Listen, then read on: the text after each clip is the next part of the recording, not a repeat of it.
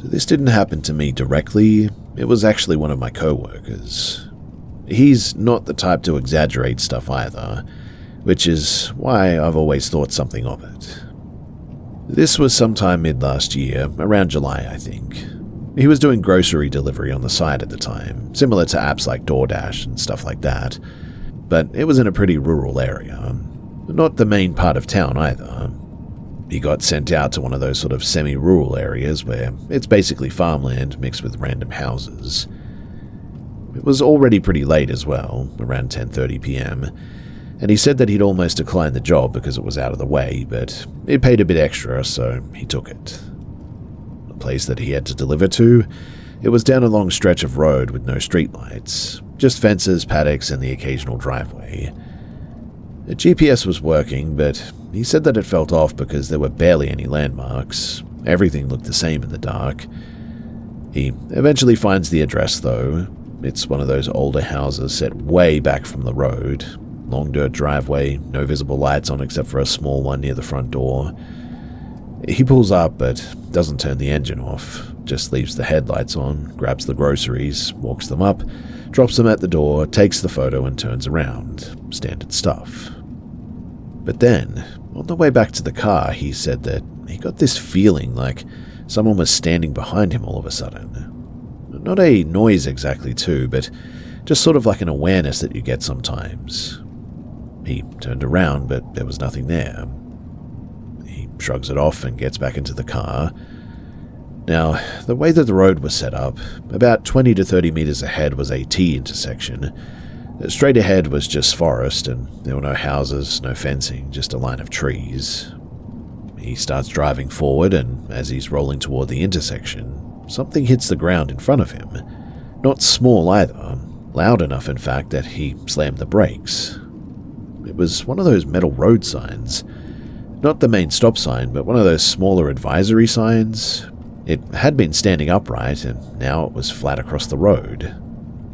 He said that there was no wind and no cars, no sound of anything moving it, which was strange. At this point, he's pretty on edge, and he sort of looks around with the headlights, but there was nothing that he could see. There was nobody either side of the road, no movements in the trees, nothing.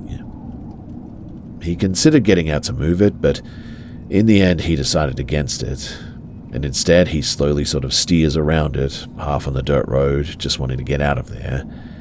And as he turns left at the intersection, his headlights sweep across the tree line directly ahead of him. And that is when he saw it. He described it as a dog at first, medium to large size, pale, almost white coat, standing just inside of the tree line. But the part that stuck with him wasn't the dog itself, it was how still it was. No shifting, no flinching from the headlights, nothing. Just standing there looking straight at the car. He said that the eyes reflected back like normal animal eyes do, but they didn't move. No blinking, no head turn, nothing. Just completely zeroed in on him. He slowed down for a second without really meaning to, then had that gut reaction like, don't stop here. So he kept going. After he passed it, he checked the mirror, and he said that this thing got up on two legs and ran into the tree line. And upon seeing that, he literally took off. He told me that he didn't go home straight away either. He drove back toward town, parked under some streetlights near a gas station, and just sort of sat there a bit, trying to calm himself down. But here's the part that made the whole thing even worse for him. The next day, he went back during daylight, not to investigate anything weird, but he just wanted to prove to himself that it was normal, that the place was regular. The house was there, same as before, but the intersection looked different in a way that he couldn't explain. And the sign that fell? Still there, but bent at the base like it had been loose for a while. The tree line area where he saw the dog as well, there was a wire fence running along it that he somehow didn't notice at night. There were no gaps in it from what he could see, which was weird because there's no obvious way for a dog that size to be standing where he saw it. He actually ended up asking one of the nearby property owners later when he was doing another delivery out there, just sort of casually mentioning it, seeing a white dog around. The guy told him that no one in that stretch keeps dogs loose because of livestock here. In fact, he said that if anything does get out, it usually doesn't last long here. So yeah, it could have been nothing, I suppose. Loose sign, random stray, bad lighting. But he insists that he saw that dog get up on 2 legs and run like a person. He still delivers, but he now pretty much avoids that area if he can, even if the pay is better. And honestly, hearing him explain it all, I probably would too.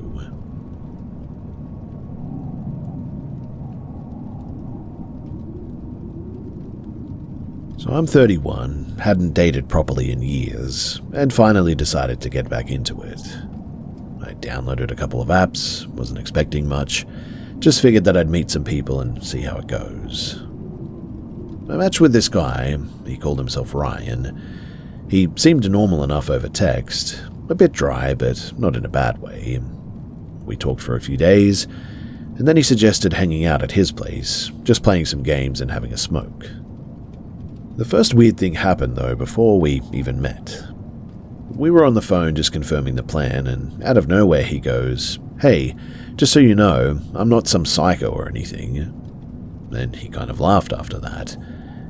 It wasn't said like a joke, though, more like he wanted me to react to it, I guess. I really didn't know what to say, so I just sort of laughed it off and I moved on.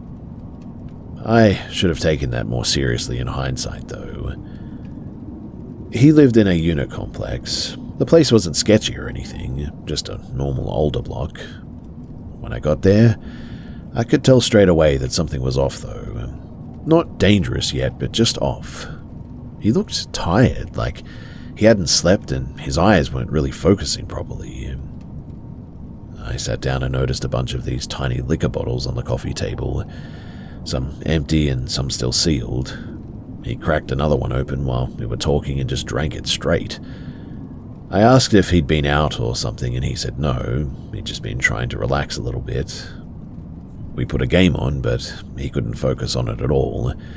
He kept restarting conversations, asking the same questions twice, then saying things that contradicted what he had just told me. Sort of like he'd say that he'd worked full-time, then 5 minutes later, say that he hadn't had a job in like 5 months. Stuff like that. Then he said it again. "You're all right. I'm not going to hurt you or anything, you know." Same tone as before, not joking, just dropped it into the conversation like it belonged there. At this point, I was a bit on edge, but I'd already smoked a bit with him, and I think that I was trying to convince myself that it was just awkwardness or maybe just nerves. He tried to make a move at one point. I went along with it for a bit, but he just sort of stopped halfway through and just sort of zoned out, like completely checked out for a few seconds. Things got weirder too. He asked if I could help him with his back because he said that it was locking up. I said sure. I've done basic physio stuff before, so I was being careful, nothing rough. And after a minute he goes, "No, that's not how you do it," and tells me to switch so that he can show me. We swap, and almost immediately I knew that I had made a mistake. He started pressing down way too hard, not like a normal massage at all, like full body weight, sharp pressure. I told him to ease up a bit and he said, "It's meant to hurt though, that's how you fix it." I told him straight up that it was too much and to stop. He didn't really stop though, just sort of adjusted slightly, still way too rough. Then he just suddenly asks me, "Do you ever think about why you don't take care of yourself?" That threw me. I've got pretty bad teeth, always been a bit insecure about it, so I assumed that that's what he meant. I just kind of shrugged it off and didn't answer properly. Then he starts talking about his sister. Says that she died a few years ago, says that she went to a guy's house for the first time and never came back. I didn't interrupt, just let him talk. But the way that he was saying it didn't feel like he was opening up. It felt rehearsed almost. Then he goes quiet for a few seconds and says, "I think about it sometimes, like what it felt like from his side." That's when my whole body just went cold, like instantly, full-on panic response, no build-up, nothing. He was sitting on my lower back at that point, not pinning me exactly, but enough that I couldn't just get up normally. And I had this really strong intrusive thought that if I stayed still, something bad was about to happen.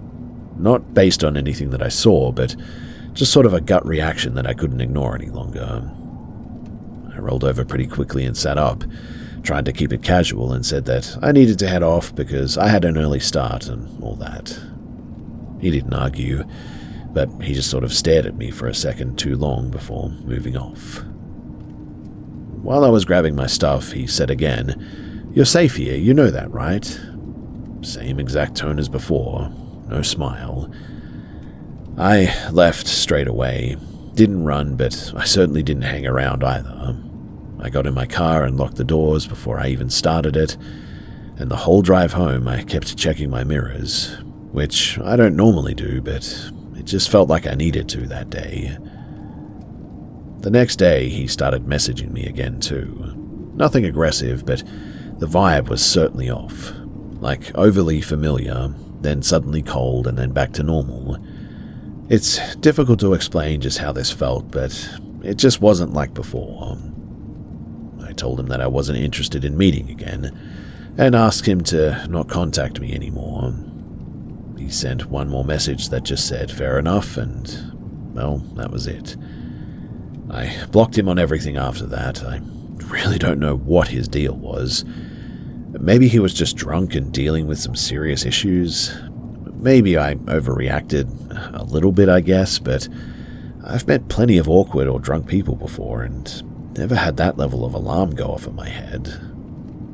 It wasn't any one specific thing, I suppose. It was more the repetition and the way that he talked about violence like it was something that he'd thought through, and how physical he got without really responding when I told him to stop. I've trusted that feeling ever since then. If something feels off early, I don't try to rationalize it anymore. And while that night could have just been something weird and really nothing else to it, I wasn't interested in finding out just how it might have ended if I had stayed any longer.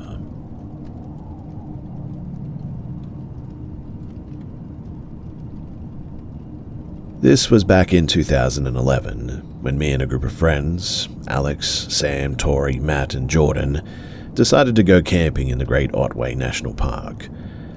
We picked a backcountry spot, far off the main tracks. None of us were drinking that night. Tori's allergic to alcohol or something, and it was a dry trip for her. We set up camp, built a small fire, and were just hanging out, chatting about random stuff.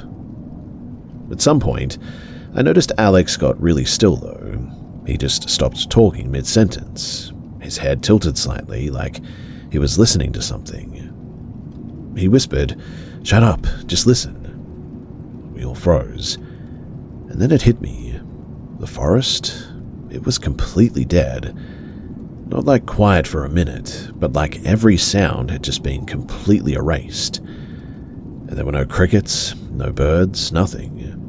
Normally you would at least hear frogs, and in the trees the faint rustle of wildlife, but now there was nothing. Alex's voice was barely a whisper. "Guys, this doesn't feel normal. It could be a predator, maybe a big cat or something. We probably want to move to the car at least." Before anyone could react though, something appeared maybe 30 meters away in the tree line. A small red orb, glowing from within, moving slowly between the trees. It wasn't a flashlight, it wasn't a firefly, it wasn't a reflection. It had its own light, like molten metal suspended in the air. It moved deliberately too, weaving behind trunks and branches, disappearing for a second and then reappearing. It lasted maybe 20 seconds, I would say, then dimmed and just vanished. And just like that, the forest sounds, they came back. The frogs, the wind, the subtle buzz of the night, it all returned at once. We sat there stunned. Nobody spoke for a solid minute. I finally said, "There's no road behind these trees, right?" We all agreed. No cars, no distant lights, nothing. We got up slowly, our eyes scanning, but we didn't see anything.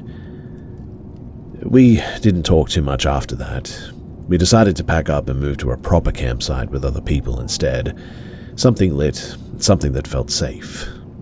We didn't even joke about it until the next morning, when we explained the situation to the site manager, trying to make it sound sort of ridiculous so it wouldn't freak her out.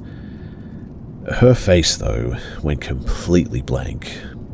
Then she leaned in and said, "This area, well, it's old growth, and stories like that aren't unheard of here.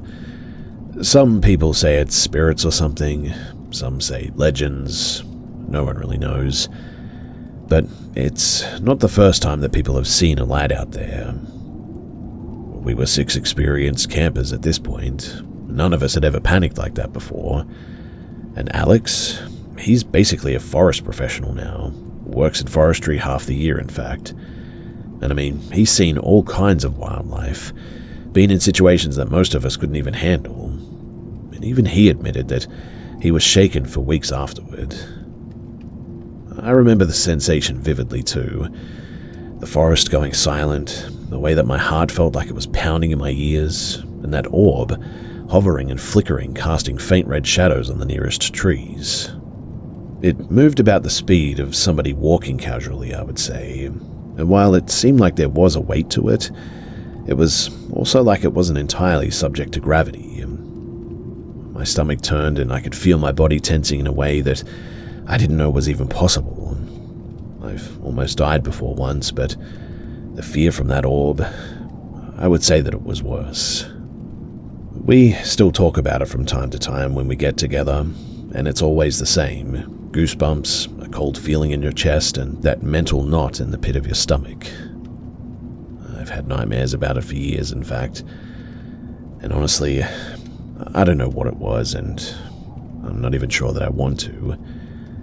Even sharing this now, thinking about the way that light moved, how the forest seemed wrong, it's giving me chills. There's definitely something out there that we don't understand, something that can make the world go completely silent for a moment like that. And it's big enough and intelligent enough that you notice it before you even realize that you're that terrified.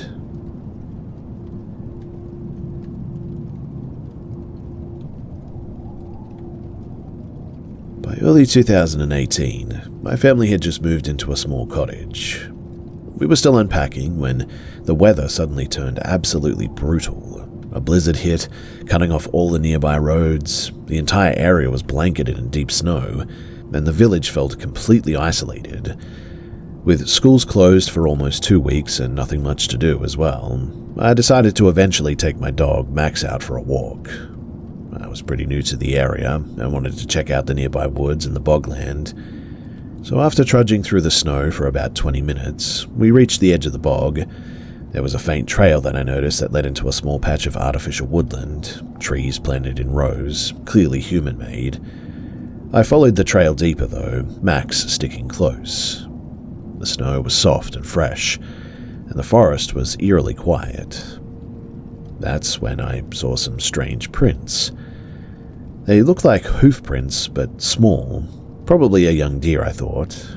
But they also didn't really make a lot of sense. What I mean is that they started right in the middle of the trail, as if something had appeared out of nowhere, and then, just a few meters further along, they stopped. Not a trail leading into the woods, not a splash in a snowdrift. They just ended. I walked over the prints slowly, squinting at each one. They were all the same size, evenly spaced, perfectly formed, as if whoever or whatever was walking had been careful enough to not slip. I reached the surrounding snow and the trees to see if the deer had leapt off. Maybe it was hidden under the snow or something, but there was nothing. No broken branches, no scattered twigs, nothing to suggest that it left the trail in a natural way. Even Max, who usually runs ahead sniffing everything, was suddenly hesitant, growling softly at the forest. I decided to keep moving along the trail, following the prints to where they ended. The deeper that I went, the heavier the feeling in my chest became, though, like something was watching me. I kept looking over my shoulder, but I didn't see anything. Then, between two trees up ahead, I saw movement. At first, I thought it was a person. The figure was tall, thin, and hunched, moving in a strange, almost jerky way. Its limbs seemed too long and too jointed, and the way that it moved, it didn't feel natural. I froze. Max barked once, low and warning-like, then stayed silent. The figure stopped too. It had a pale greyish complexion, and the head, it wasn't quite human. It was elongated with a narrow face, almost no visible mouth, and dark eyes that reflected the dim light in a way that made it impossible to look away. I swear that I could also see faint hair or bristly fur along its shoulders. The arms were long, dangling almost to its knees, and the hands looked wrong, thin and claw-like fingers. It just stared at me, and I couldn't move. I couldn't speak. I felt my stomach tighten, like my body knew that I was in danger but had no way to react. I stood there like that for, I don't know, maybe 5-10 seconds, and then it turned and glided between the trees, disappearing as silently as it appeared. I tried to rationalize it, that maybe it was a deer that had lost its way in the snow, maybe a person in some kind of a costume, but honestly, there's nothing that I could come up with. The proportions, the movement, the way it appeared and just vanished like that, nothing made sense. Over the next few days, I kept exploring the bog and the surrounding forest, partly out of curiosity, but partly because I couldn't shake the feeling that something was out there. And that's when I noticed tracks that didn't belong to any animal that I knew. They were humanoid-ish, I would say, but with long, narrow feet, clawed toes, and uneven strides. Some prints were upright, like somebody walking, but others seemed crouched or sort of elongated, as if whatever it was could shift between postures. Sometimes I'd glance up and catch movement at the tree line, a shadow slipping between the trunks, but whenever I focused, nothing was there. I never did see it again directly after the first encounter, but the tracks kept showing up for days afterward, always ending abruptly, like the creature literally just disappeared into thin air. Every time that I walked the trail alone, Max would growl or stiffen, refusing to go any further. And years later, I still have no explanation. I have the snow-covered landscape, the prints, and the memory of something distinctly inhuman watching me from the woods. I took some photos that day as well, but like with the prints, nothing in the pictures shows the creature or anything really, I guess, definitive proof. The image is just like snow, trees, and shadows, and a few prints here and there that look a little bit odd. These days, though, I don't go back to that forest now. I stick to the roads and the cleared trails. But if anyone has a rational explanation for the phantom deer prints or human tracks like this, then honestly, I'm all ears. Deep down, though, I really don't think that there is one, but heck, you never know.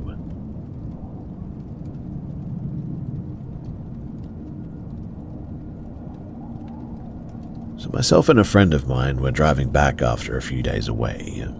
It was a long, empty highway, barely any traffic. Must have been around 2 a.m., maybe a little bit later. The weather was pretty bad though, heavy rain. Not quite a cyclone or anything, but strong enough that visibility was trash and the road was basically reflecting headlights like a mirror. We'd been holding it for a while and finally pulled off near one of those sort of small roadside fuel stops. It's the kind that had like one building and nothing else for miles. It was closed. No lights on inside, no cars parked there, just us. We walked a bit away from the building towards some scrubland next to a low hill. Not dense forest or anything, just scattered trees and rocks. We went there because we needed to relieve ourselves. While we were standing there, my friend goes quiet for a second and then says, "Do you see that up there?" I looked where he was pointing. There was a rock formation on the slope, maybe 30 or 40 meters away. Took me a second, but yeah, there was something on top of it. At first I thought it was just a weird shadow from the rain in the headlights, but then it shifted slightly. It looked like a person, standing upright, not moving much and just facing us. No umbrella, no jacket that I could make out, just a dark shape against the sky. It didn't react to the rain at all, which already felt off. I mean, we were only out there for a few moments, and in that time we had to constantly move the water from our eyes at the very least. My friend said that it looked like a woman based on the outline. Honestly, I couldn't tell though. The proportions were just a little bit off, I suppose. The arms looked a little bit too long, like they were hanging lower than they should have. Could have been the angle, I suppose, but it just didn't sit right with me. We both stopped what we were doing though and just watched it for a few seconds. It didn't wave, didn't step down, didn't do anything normal. It just sort of stood there. At that point, we went back to the car, and once inside, we had that moment where you sort of try to convince yourself that it's nothing. Just a random weirdo, maybe. Maybe somebody broken down nearby. Whatever. But it didn't explain why they were just standing on a rock in the middle of nowhere in that weather, looking down on us like that. My friend then suggested turning the car so that the headlights would hit the hill properly. I didn't really want to, but I did it anyway because he insisted. When the high beams lined up, things got worse. You see, the figure on the rock was gone, but instead, off to the side of the rock, we saw two people suddenly, both crouched down, dragging something across the ground. It looked like a large bag, the kind that you'd use for like heavy rubbish or maybe equipment or something. They were pulling it behind the rock, like they didn't want it visible from the road. Both of them were dressed fully dark, hoods or something over their heads. When the lights hit them, they both turned at the same time. That's when I noticed their faces. They were not normal.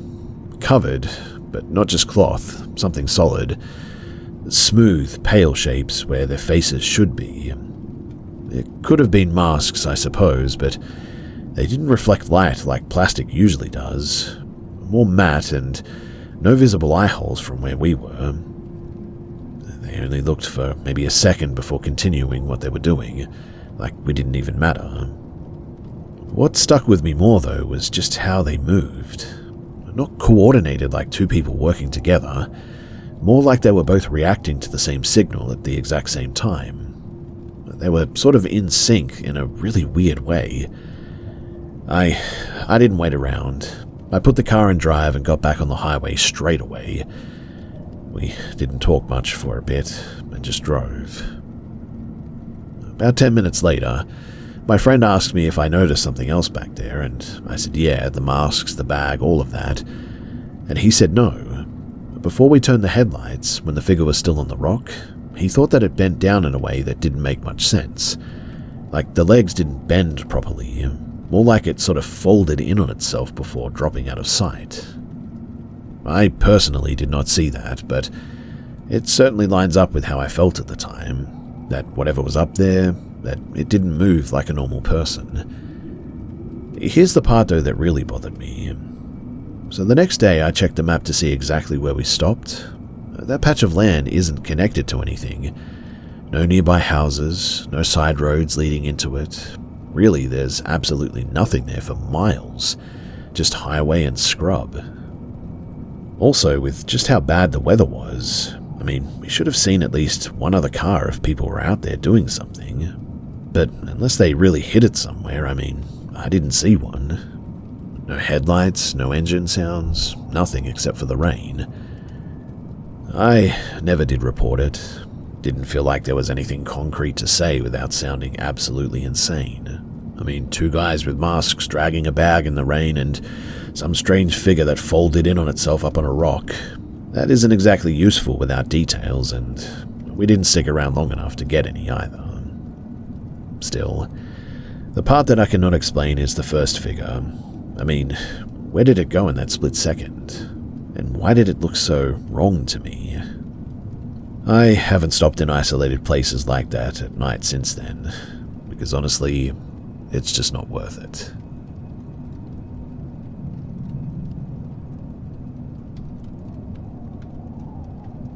I'm sharing this because, well, I need some outside opinions before I decide what to do next.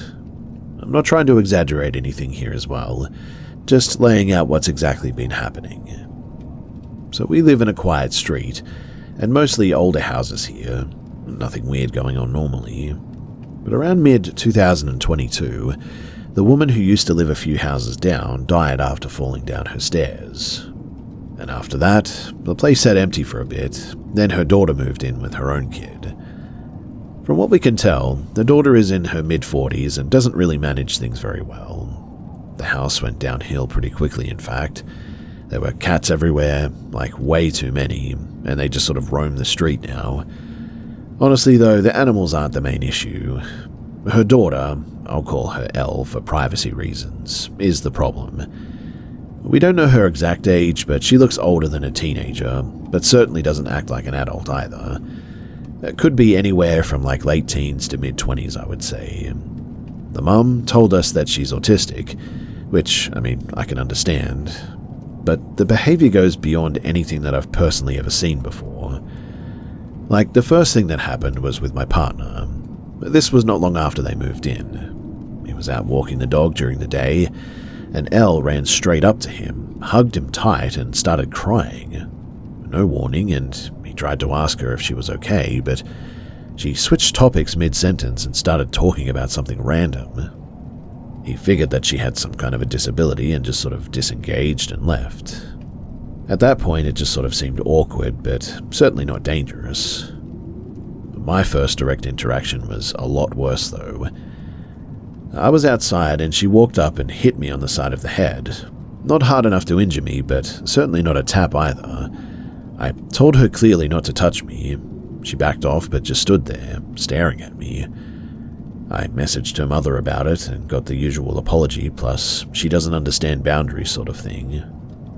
After that, though, I started noticing patterns too. I work late, so I'm outside at odd hours, usually between 1 and 3 a.m. with the dog. That's when I started seeing her pretty regularly. Not just walking around as well, but standing in weird places doing, well, nothing. One night, in fact, I was walking a friend out to her car. We have a small entry space between our main door and a metal security gate. It's tight, but not somewhere that you'd usually stand. But Elle was just there in the dark, wedged between the doors, facing the wall, not moving, hair hanging down so that you couldn't really see her face. It was really creepy. My friend noticed her before I said anything and just went, "What the heck is that?" We both left pretty quickly after that. I kept seeing her around cars as well, and one time she was trying handles, like checking if they were unlocked. When she noticed me, she crouched down behind one and stayed completely still. But I could still see part of her through the gap. I mean, it wasn't subtle. Another time, I thought that she was locked behind the gate again, so I sort of ignored it and walked back to my place. Turns out that she wasn't. She had gotten out and was hiding near a car or something, and as soon as I got closer to my door, she came out and started walking toward me fast, saying, hey, come here, over and over again. I didn't engage. I went straight inside and I shut the door. That's when I told my partner as well that something felt really off. Not just she doesn't understand social cues, but like she was actively watching the house. He thought that I might be overreacting at the time, which honestly I sort of get because he hadn't seen much of this, but then something happened that really changed his mind. So about 6 months ago, I had a really bad asthma episode and had to go to hospital pretty quickly. My partner wasn't home, so I had to leave my son, he's 16, there alone for a short time. I gave him a phone and told him to call if anything happened, and he called me while I was in the emergency room. He said that Elle was outside banging on the door and ringing the bell repeatedly. Then she started going through things on the porch, picking up shoes and putting them on, walking around and then trying the door again. The first thing that I told him to do was to lock everything and not respond. While I'm literally struggling to breathe, I'm also messaging the mum telling her to get her kid off my property, and eventually she left. After that though, Elle kept coming back. Not every night, but enough that we noticed things being moved. shoes especially. She'd take them all the time and walk around outside and then leave them somewhere else. So, I installed a camera, and the footage confirmed it. She'd come onto the property between 1 and 3 in the morning, pick things up, sometimes just stand there looking at the door, doing nothing, which was really creepy. Like not knocking or anything, just standing there and staring at the door. I told her mum again, more firmly this time. Basically said that she was out at unsafe hours and needs supervision. I got a vague response, but nothing changed. And then today happened. So we had a food delivery arrive to our place. My partner opened the door to grab it, when out of nowhere, Elle comes around from beside a parked car, already holding some random food item in her hand. She walks straight past the delivery driver and tries to enter our house. No hesitation, no asking, just walks in like she lives there. My partner blocked her physically with his body. She kept shifting side to side trying to get around him. Not aggressive in a sort of loud way, but certainly persistent, like she was testing gaps. The delivery driver, the poor guy, just froze. Then she got really close to my partner, like face-to-face distance, and she started sniffing him. Actually sniffing. Not subtle either. She handed him the food that she was holding and said, "What are you going to call it?" He just said, "I don't know," because, what else do you say to that? She then leaned toward the delivery driver and made this sort of low growling sound, face twisted, teeth showing. It wasn't a joke or playful either. It looked forced, like she was trying to mimic something. And then she just walked off. After the driver left, my partner just stood there for a second and went, "Yeah, okay, something's not right about that one." And this is the part that's really hard to explain properly without sounding like dramatic or whatever, but when she was at the doorway, up close, he said that her face just didn't look right. Not like makeup or anything obvious, just really off. The way her mouth moved when she made that sound didn't match normal expressions, like the muscles weren't actually syncing properly with the sound. He said that it reminded him of someone trying to copy a human expression rather than actually making one naturally. And look, I know how that sounds. I'm not saying that it was anything supernatural or anything too, but it definitely was really weird and enough to shake him. And so, now we're at the point where this isn't just annoying neighbor sort of thing anymore.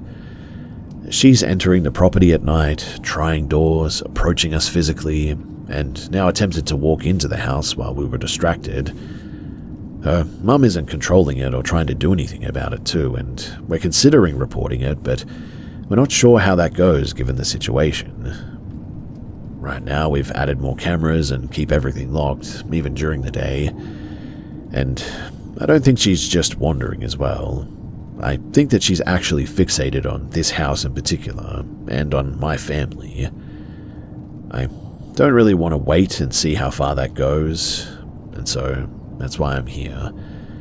Do you guys have any advice or know anything about how to handle something like this?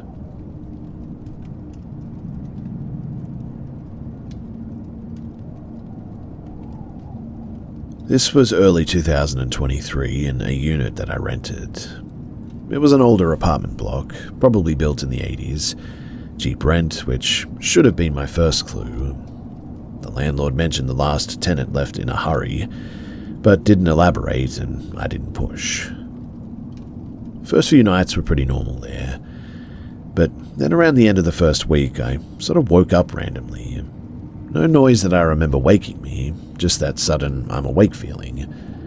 I checked my phone, 2:17 a.m. I only remember the time because it kept repeating after that. Right after I checked it as well, I heard a small click from the hallway. Sounded exactly like the bathroom latch. Then a second later, the shower turned on. That didn't make any sense because I live alone, and the bathroom is about 5 meters from my bed. I got up and went to go and check it. The door was slightly open. When I pushed it fully, everything was normal. The shower was off, tiles dry, no steam, nothing out of place. I wrote it off as maybe pipes or something, old building, pressure changes, whatever. The next night, though, same thing. 2:17 a.m., click, shower running. This time I stayed in bed and I just listened. The water ran for maybe 30 to 40 seconds and then stopped. After that I heard something else as well, what sounded like wet footsteps on the tiles, then onto the hallway floor. The sound stopped right outside of my bedroom and I didn't get up that time. Morning came, I checked again. The floor was dry, no marks, no smell, nothing. By the third night I was already awake before 2:17 a.m. and I wanted to see if it would still happen if I was expecting it. And it did. Same sequence. The click, the water on, but this time there was another sound mixed in. Hard to explain, but it almost sounded a bit like breathing, but uneven, like someone standing under the water. Not loud, but certainly close enough that it felt like it was inside of the room with me. After the water shut off, I heard the steps again, slower this time. Then my bedroom door handle moved slightly. Not a full turn, but just enough to make that small metal sound. I didn't sleep at all that night.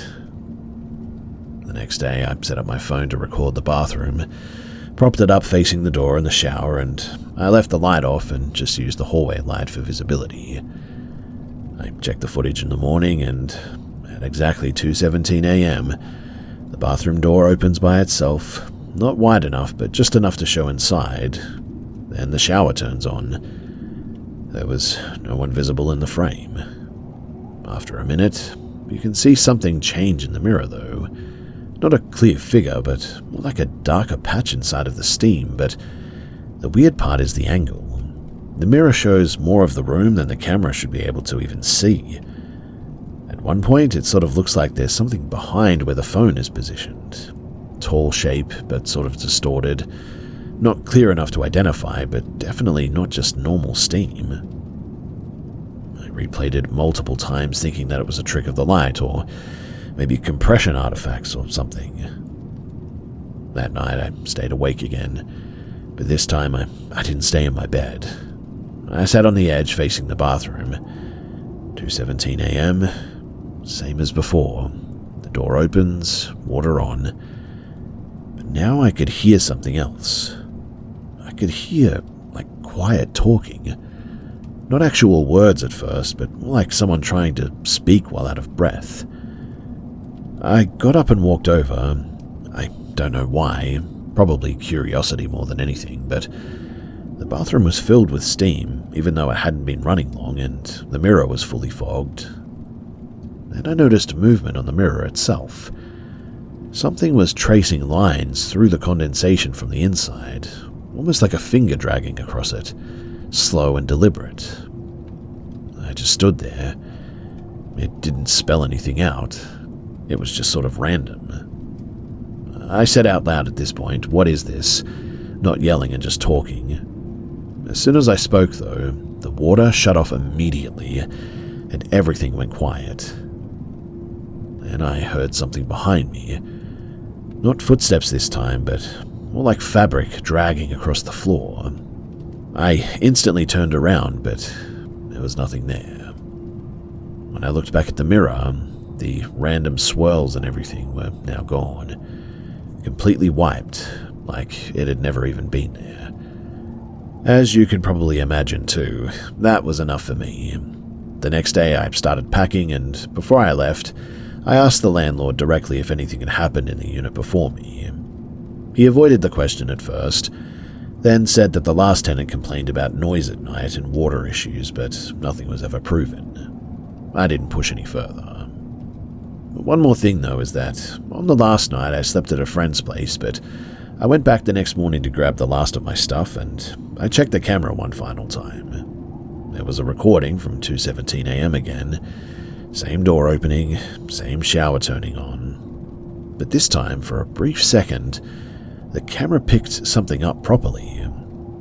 In the reflection, there was a figure standing in the hallway. Tall and thin, but you couldn't make everything out exactly. The head was sort of slightly tilted, I would say, like it was trying to look at itself in the mirror, and the way that it stood didn't look very stable.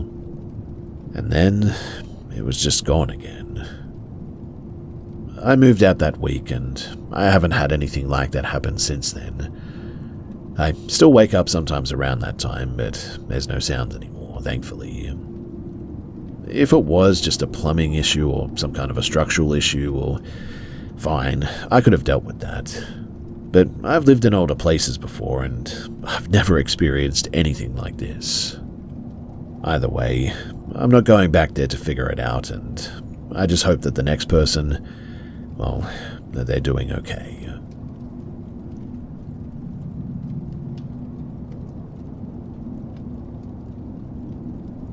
A few years back, me and my mum went to stay with my grandfather. He lives on a property about maybe 20 or 30 minutes outside of town. No close neighbours, just open land and a long dirt driveway. House isn't really that old either. He had it built around 2015. Inside, it's basically one big open area. Kitchen, lounge, dining, all connected. There's also one bedroom downstairs and a loft above it, laundry room at the back with a door that leads straight outside where the cars are, and at night, it gets properly dark out there. No street lights, nothing. And once the sun is down, you're just sort of in it.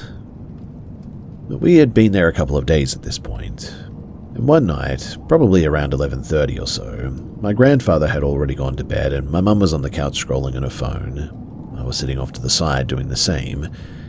Then we both heard the back door open. Not a slam and not a bang, but just that slow creak like someone pushing it in carefully. We both looked straight toward the laundry. No talking, just that look like, did you hear that? Then came footsteps. They started from the laundry and moved through the house exactly how someone would walk it, past the kitchen, across the open floor, toward the front area. The sound was heavy, like boots on wood. Not quick either, slow space steps. There was also breathing. Not loud, but definitely enough to notice it. Like someone who'd just walked a long distance, maybe, and the steps stopped right near where my mum was sitting. We didn't move, just kind of locked in place. I remember looking at her, and she had this same expression that I did, like we both knew that this wasn't normal, but didn't want to be the first to say anything. After maybe 10, 15 seconds, we got up and we went to go and check the laundry. The door was closed, but we still locked it anyway. We did a quick look around the house, but there was nothing there. No footprints, no sign anyone had actually come in, nothing. We didn't tell my grandfather in the end. He's older and probably wouldn't have handled it well, or maybe even just brushed it off completely. That night, though, I barely slept. The next day, Mum went around doing her thing, burning stuff, saying prayers, or whatever it was that she was doing. I'm not really into that personally, but she was clearly shaken, which really is not like her. I've stayed there a couple of times since then, including alone. That's where things got worse for me personally. When I stayed alone, I slept up in the loft there, and you can see down into the main living area from there. The first night, I kept the lights off and just tried to ignore everything, but at around 2 in the morning, I started hearing movement downstairs. Not clear footsteps like before, more like shifting weight, I would say, like the floor creaking in spots where someone could be standing still rather than walking. At one point, I looked over the edge. I didn't see anyone, but I did see something that didn't really line up right.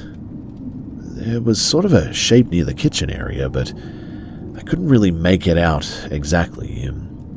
The height and the posture were a bit strange, too tall for where the ceiling dipped slightly, and the way that it was positioned didn't match how a person would really stand, but it sort of looked like it was leaning forward but still upright at the same time. I watched it for a few seconds, trying to make sense of it. Then it moved. Not a normal step, too. More like it shifted its whole body sideways without adjusting its legs properly. It did not look like a natural movement at all. I went straight back from the edge and I didn't look again. After that, I put headphones in and I didn't take them out until morning. The next time that I stayed there, I blocked the loft opening with a blanket so I couldn't see downstairs at all. Still heard things though, like low talking but no actual words that I could make out. It wasn't constant, but just enough to keep you from settling. And well, after this, I don't stay there alone anymore. Now, the other part of this that really added to it all is that in early 2024, I spent a month somewhere nearby and I was staying near a river that locals don't like being around at night. My girlfriend at the time lived across it, so we had to cross a bridge pretty regularly. Every time we crossed after dark, she would get tense as well. Not joking around either, but actually anxious. I asked her about it, and she said that people avoid that stretch because of things that have happened there in the past. I spoke to an older woman who lived near the river. Limited English, but enough to understand each other, and she told me straight up that she sees things near the water at night and doesn't really question it anymore. Said that during the war, bodies apparently ended up in that river. While I was there, I didn't see anything clearly like at my grandfather's place, but I did notice the same kind of feeling, I guess you could say, like your body picking up on something before your brain really does. Just a heavy, uneasy feeling for no obvious reason.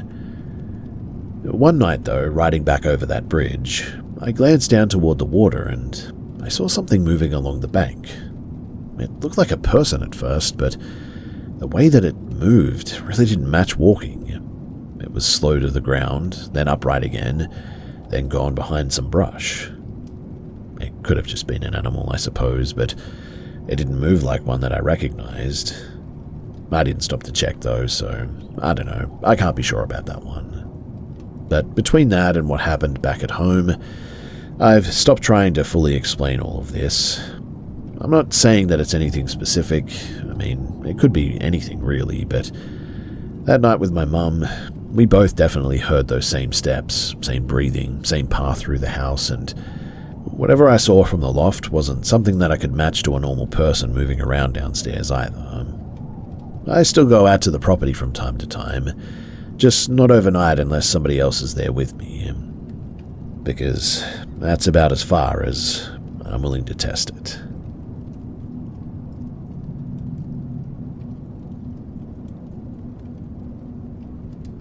I've never really written this out properly, but it still messes with me even now, so I'll just explain it straight. This was late 90s. I was a kid living with my grandmother in an old place. The house wasn't huge, but it had this one setup that always felt wrong. My bedroom, it had two doors. One normal door to the hallway, and another that went straight up into the attic. Not like a crawl space either. When you opened it, there was a full staircase going straight up. Steep, narrow wooden steps, no light up there, and if you stood at the bottom and looked up, it just sort of disappeared into darkness. You couldn't see the top from where you were. My bed was against the same wall, maybe a couple of feet from the attic door. And at first, it was just noise. Heavy steps on the stairs, not like creaks, but actual weight, like someone was walking down slowly. It would come maybe about halfway down and then just sort of stop. It was like that every time as well. Just stop mid-stair like whoever it was paused. There were no footsteps going back up either, just silence afterward. This started happening when I was home alone. My grandma worked as a live-in carer, so she'd be gone like a couple of days at a time sometimes. It was just me and my younger brother in the house a lot. And then it escalated. One afternoon, broad daylight, I'm sitting in my room and the attic door handle starts turning. Not a shake from like loose fittings, but like someone on the other side actually trying it, slow and then harder. I didn't stick around to figure out what was going on. I ran straight out of the house and sat on the back steps until somebody came home. That also happened more than once. Another time I went to take a shower and I made sure the attic door was shut before I left the room. I got into the habit at some point, but when I came back, the door was fully open. Not cracked, but wide open. Nobody else was inside. My brother was outside at the time. But I didn't even go back in properly. I just grabbed what I could and I left. The worst one, though, that's the one that stuck with both of us.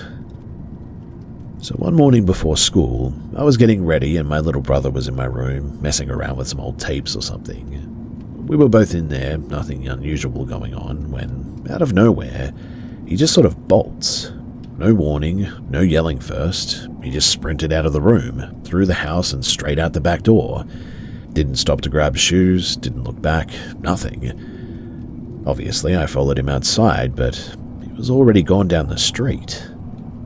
We didn't find him ourselves. Police picked him up a few miles away, barefoot. He had a fever by the time that they brought him back, which didn't make sense because he was completely fine earlier that morning. He didn't explain what had happened right away. In fact, it took years before he even said anything about it. After that day, I was done sleeping in that room, though. Couch, floor, anywhere else but there. If my grandma was home, I'd sleep in her room as well. Eventually, she asked me why, and I told her straight. Something was coming down from the attic when she wasn't there. What I didn't expect was her reaction. She didn't laugh it off, didn't argue, and just went really quiet. Later on, when I was older, she admitted that she had heard things too. Not the same as us, but enough that she didn't like going near that part of the house at night. She had someone come over, a church guy apparently, and they went through the house saying prayers, doing their thing. After that, the activity did drop off a bit. Not completely gone, but definitely not as frequent. Anyway, I moved out as soon as I could when I got older. And here's the part where my brother eventually told me. So years later, he said that when he was in my room that morning, he heard the steps coming down the attic stairs, same as I used to. But this time, they didn't stop halfway. He said that two figures came down. He described them as looking like people at first glance, but wrong when you looked properly. He said that the faces just didn't look clear to him, just kind of flat and hard to focus on. He said that they walked straight up to him, grabbed him, and lifted him off the ground. Not violently, but just like he weighed nothing. Held him there for a few seconds, and then dropped him. And as soon as his feet hit the floor, he just ran. He swears, too, that that's exactly what happened. And knowing how he reacted that day, I really don't think that he made it up. I never saw anything like that myself personally. Just heard the steps, the handle, and the door. But I will say this. Those footsteps never sounded like a normal person using stairs. The spacing was always wrong. Too even and too heavy, like something placing weight without adjusting properly. I'm in my 40s now, and I still think about that house. Every now and then, I'll drive past it when I'm in the area too. Nothing looks different from the outside. It still looks the same. But even driving by, you get that same feeling. Like you just really shouldn't be there for too long. I don't dream about monsters or anything like that. It's always the same setup to me. Me sitting in that room, hearing something come halfway down those stairs and then stopping, and always just waiting there.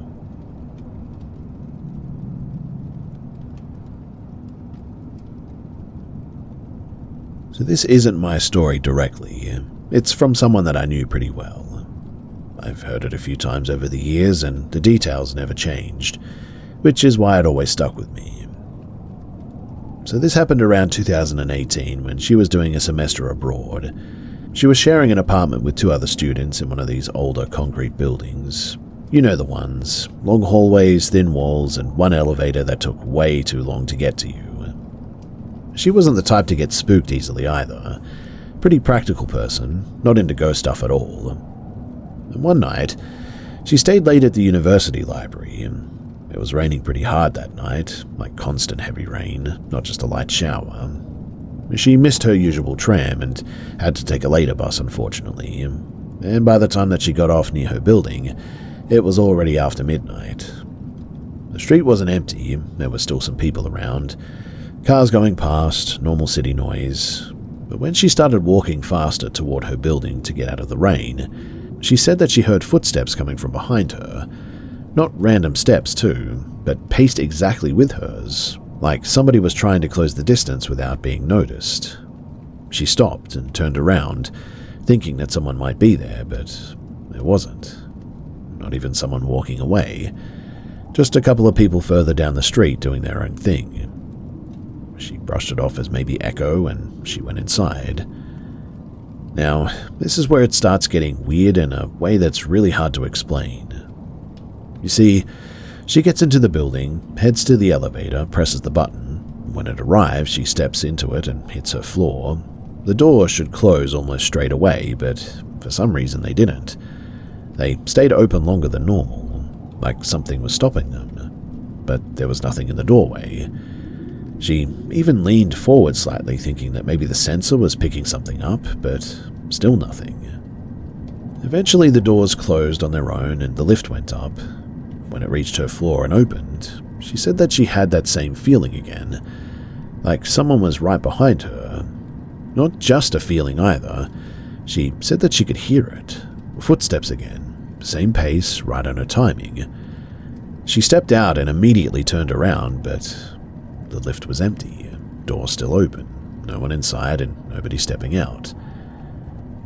At that point, she started walking faster down the hallway, a little bit spooked. It's a straight corridor, maybe 10 to 15 doors along it, and she could hear the steps again behind her, matching her exactly. She stopped again and turned again. There was nothing. This happened 2 or 3 more times in that short walk. Every time that she moved, it sounded like something moved with her.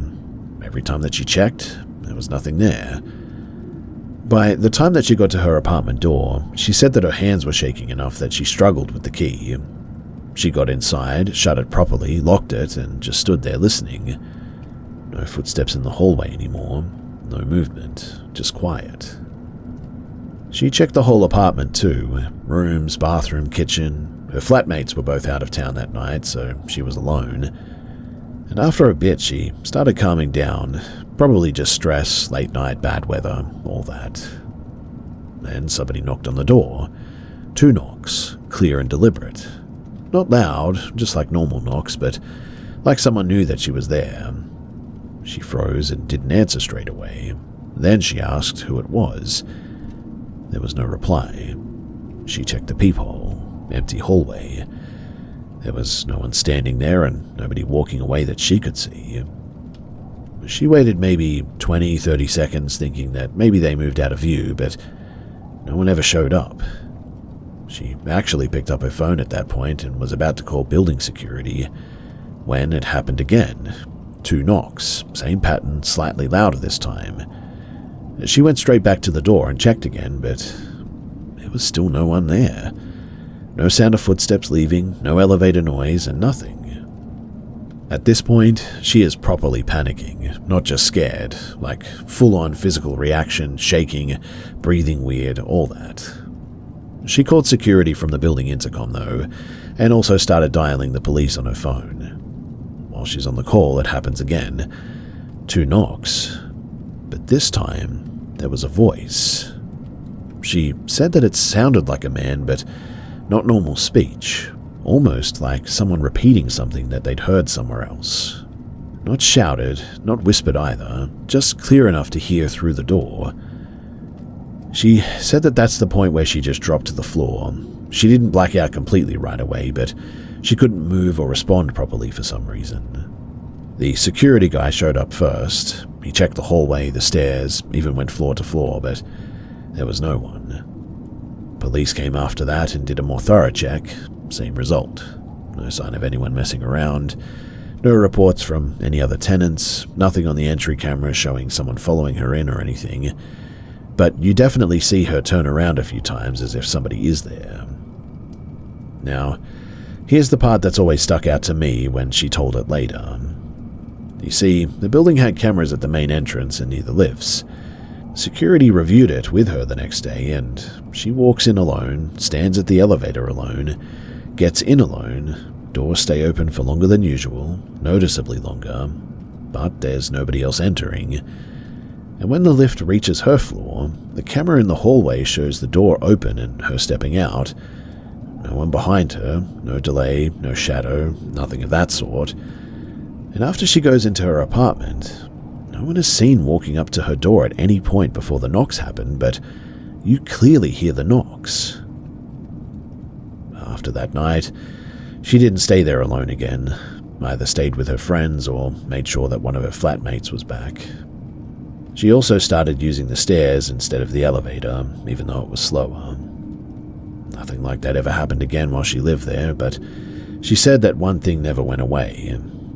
Every now and then, especially late at night, she would sometimes hear knocks somewhere in the building. Not always her door, sometimes faint, like from another floor, and obviously that could just be normal, like people visiting or whatever, but still, she was always freaked out by it. She moved out as soon as her lease ended anyway, and she doesn't talk about it much now, but the one detail that she always repeats the same way is that timing. 2 knocks every time and same spacing. And she always says that the fact that whatever was making that noise never once showed up on the other side of the door was always a bit troubling to her.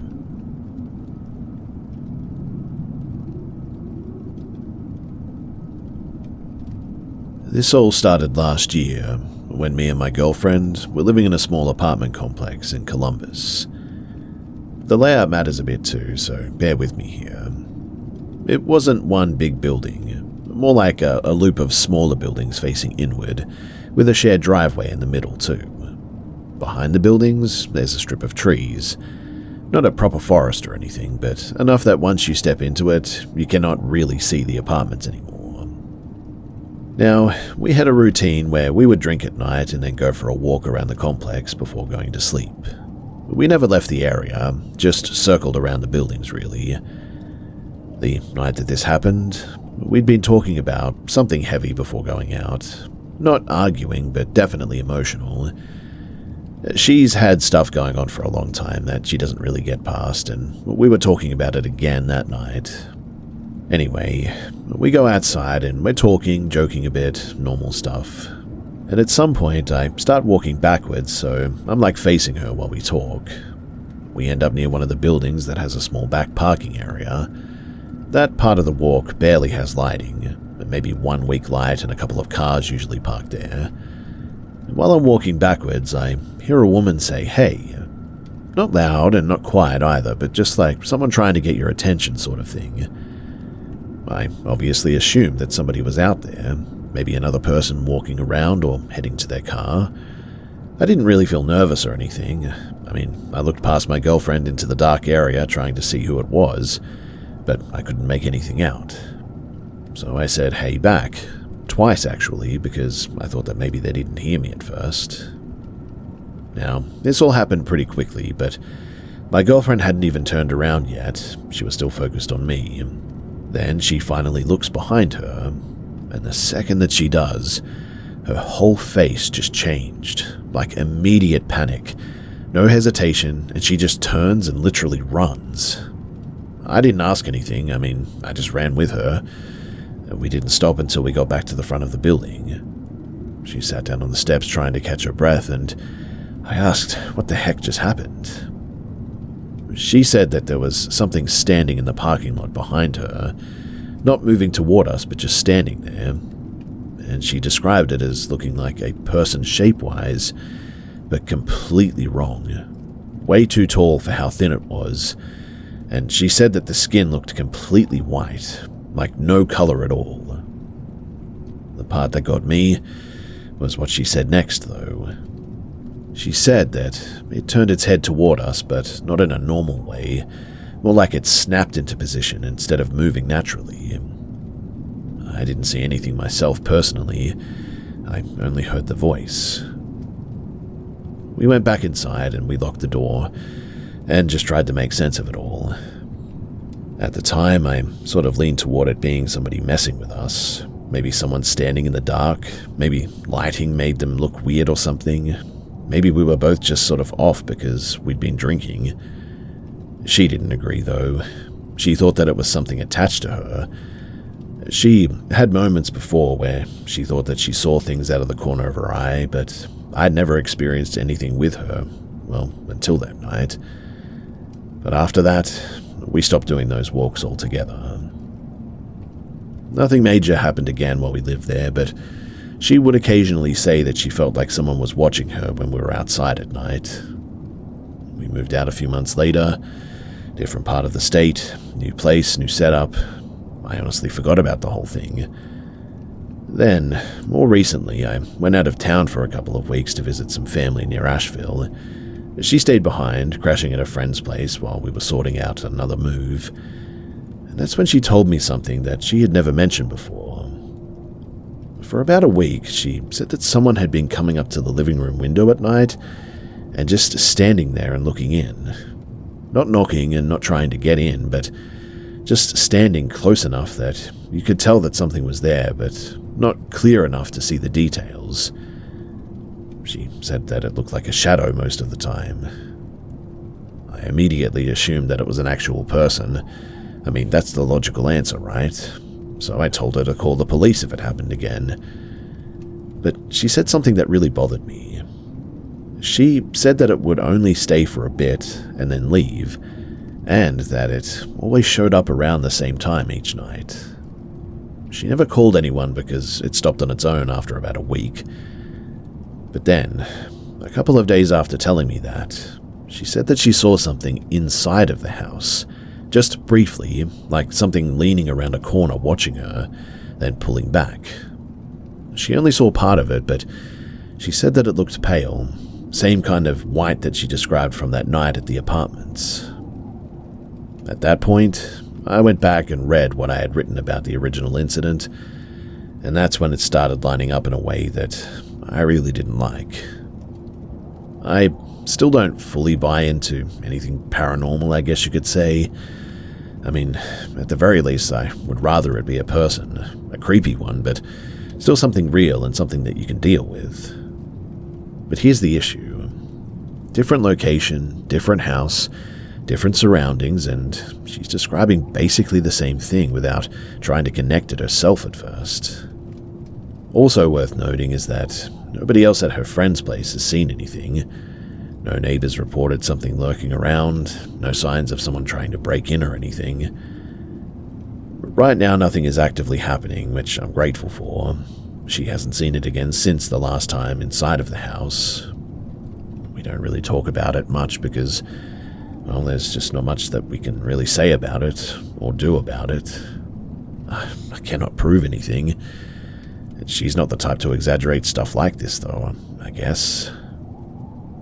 If I had to land on something, I'd still say that there's probably a normal explanation. Someone outside that first night, maybe stress, maybe lighting playing tricks, maybe even someone watching the house later, which is kind of creepy when you really think about it.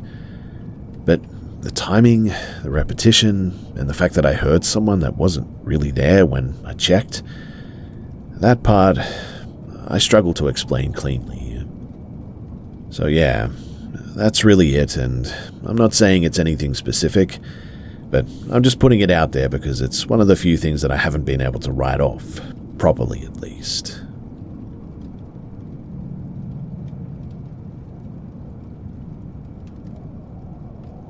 So this happened when my partner and I were doing a lot of camping trips. We weren't new to it either. We'd been doing regular trips for years in all kinds of weather.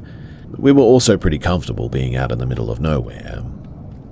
We heard about a smaller campground on the west side of an island, but sort of out of the way, not a major touristy spot.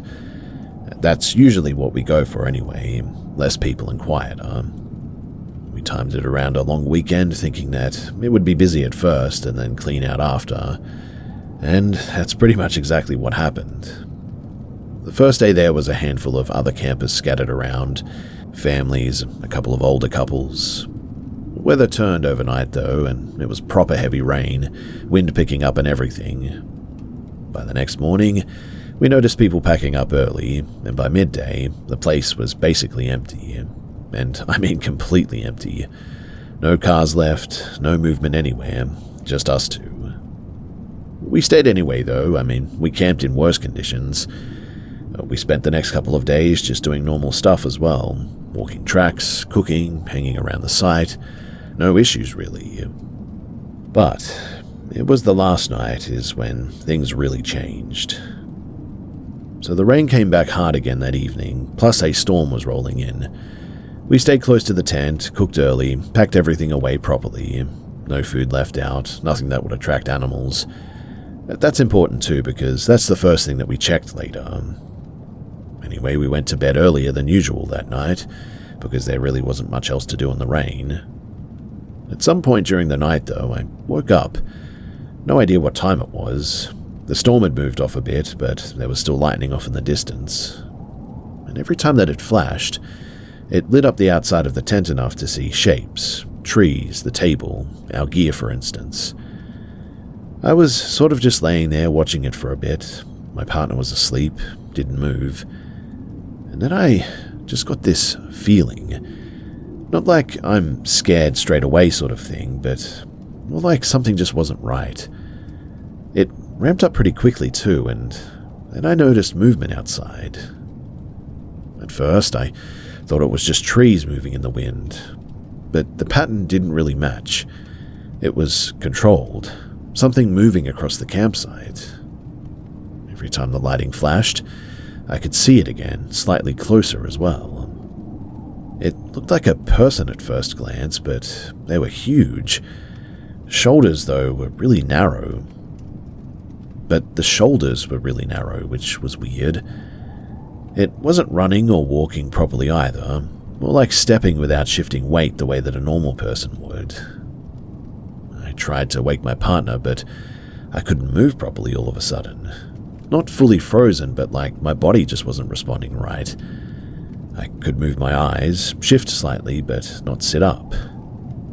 The thing kept moving around the tent. Not random either. It did a full pass around us, stopped at one side for a few seconds, then moved again. The closest that it got was right near the entrance too. And this is the part that I still can't line up with anything normal. So it didn't unzip the tent or touch it in any way from what I could see, but from my angle, during one of the lightning flashes, it looked like part of it was inside of the tent. Not fully, but like it was overlapping the edge. I remember focusing on that, trying to make sense of it, and then after that, I don't remember anything. In fact, the next thing that I know, it's morning time. The rain had stopped, my partner was outside already cooking, and I got up and told him straight away what I saw. He didn't take it seriously at first, said that it sounded like a dream or one of those half-awake states sort of thing. I pushed it a bit though, because it didn't feel like a dream. I mean, I've had bad dreams before, and this really wasn't the same. He didn't argue, but he didn't agree either, just kind of brushed it off. I still felt off though, like not just scared, but unsettled in a way that didn't go away, like a sense of dread was sitting deep in my stomach. We ended up packing up that day instead of staying any longer, and a few months later, it came up again randomly, and that's when he admitted something. So, he said that he woke up that same night as well. Didn't see anything at the time because he thought that it was just his imagination, but he saw something moving outside too, apparently. Same general shape and same kind of movement. He said that he didn't get the can't move feeling like I did, but he stayed still and watched it for a bit, then apparently went back to sleep thinking that it wasn't real. When I told him my version in the morning, that's when he realized that it lined up way too closely. We went over the practical stuff after that.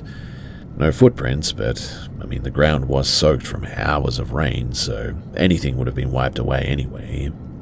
No missing food, no damage to gear, no other campers around who could have been messing with us that we knew of anyway. Also, no torchlight, no sound of someone walking normally, no voices, and nothing like that. If it was a person, then they were moving in a way that didn't really match normal movement and didn't interact with anything around them. We still camp now, just not in places that are isolated anymore. And I don't think about it all the time, but when I do, I keep coming back to the same issue. It wasn't just one of us. Two people waking up separately and seeing something in the same spot, moving the same way at the same time. That's not coincidence. I haven't been able to figure out exactly what I think of it all or come up with any sort of explanation, but we never went back to that campground either. Not really because we think that something's there permanently, but just the feeling that we get when we think about that place, well, it's certainly not good.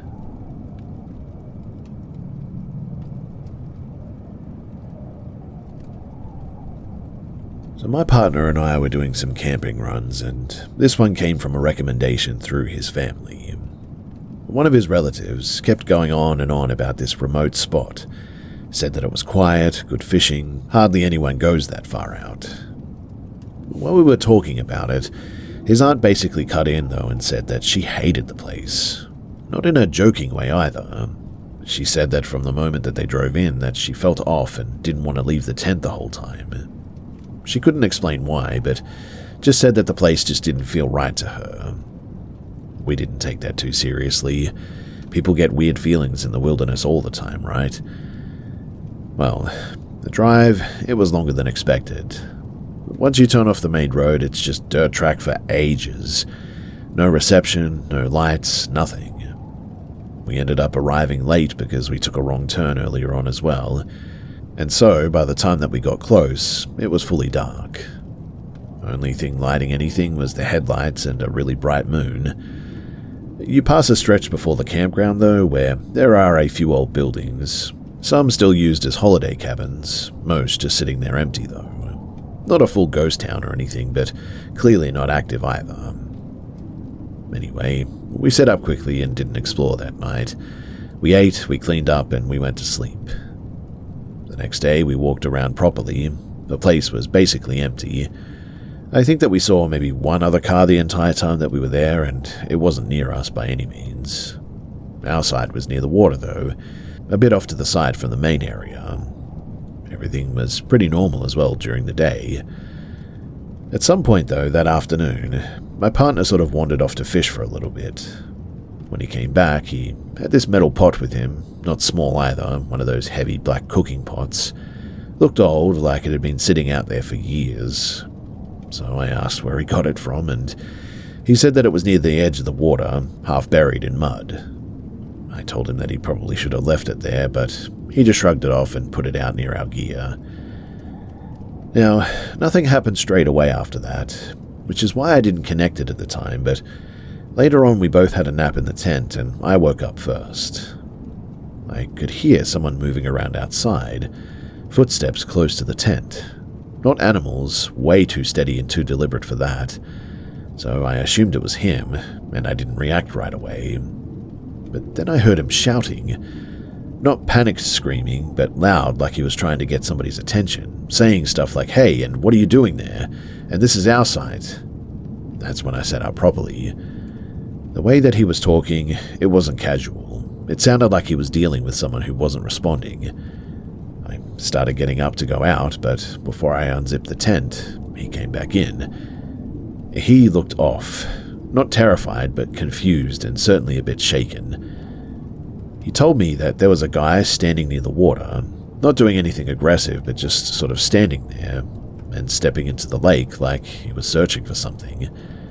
There was no reaction when spoken to, no turning around, no answering. Now, it was pretty cold at the time, not freezing, but definitely jacket weather.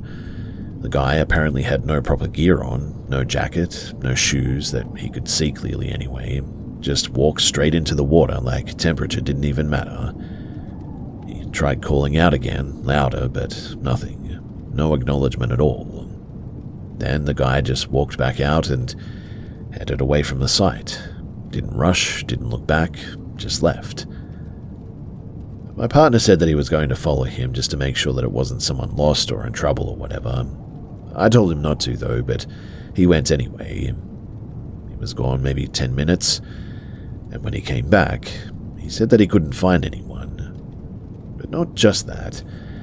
There was really nowhere that the guy could have realistically gone in that time without making noise or being seen, at least. There were only a couple of other campsites in that direction, and they were empty. No cars, no gear or anything. Also, there were no tracks leading off clearly.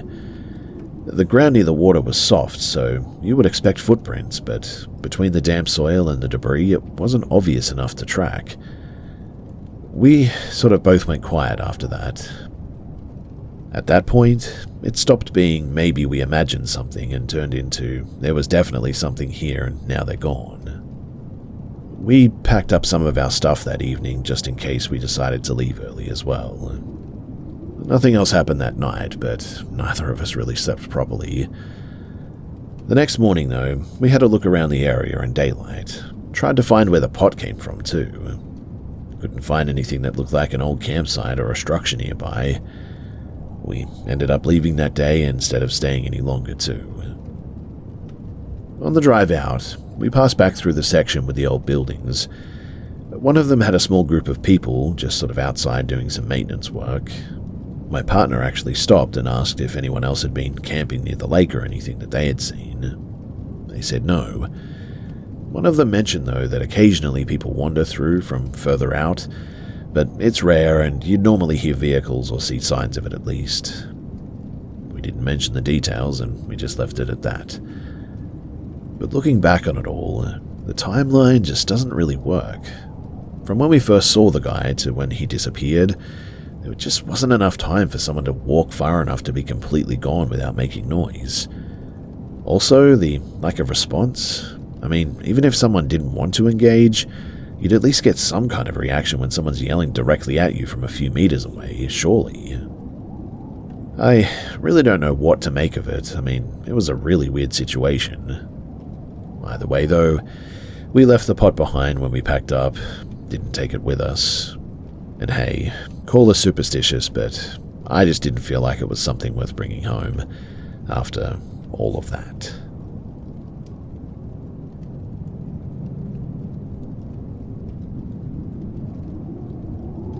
I was about 10 years old when this happened and living in a very rural part of the country.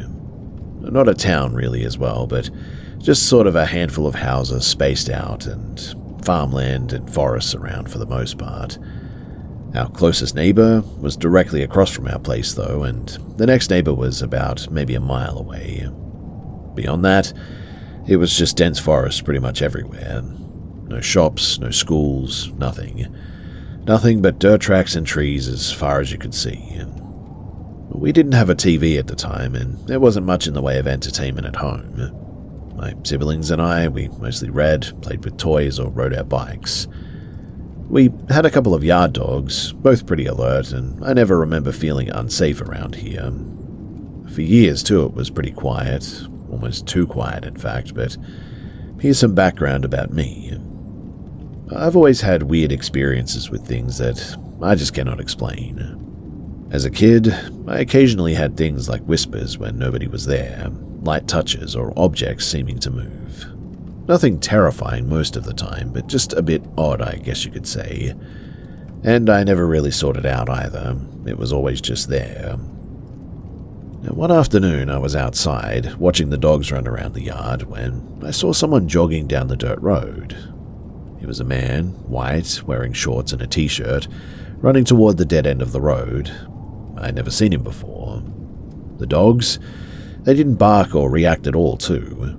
My mum didn't see him either, and didn't know who I was even talking about when I mentioned him. I didn't think too much of it at first, but a few days later I saw him again jogging the same way. This time I grabbed my bike and I followed him for a little bit. I stayed a little ways behind, quiet, almost frozen with a mix of fear and curiosity. And the weird thing was that I didn't hear any footsteps, nothing while he was running. Just the soft sound of the tires on the dirt road that I was riding my bike on, and he didn't turn his head or acknowledge me in any way. The road ended, though, in a tall, sort of overgrown grass area that reached about mid-thigh.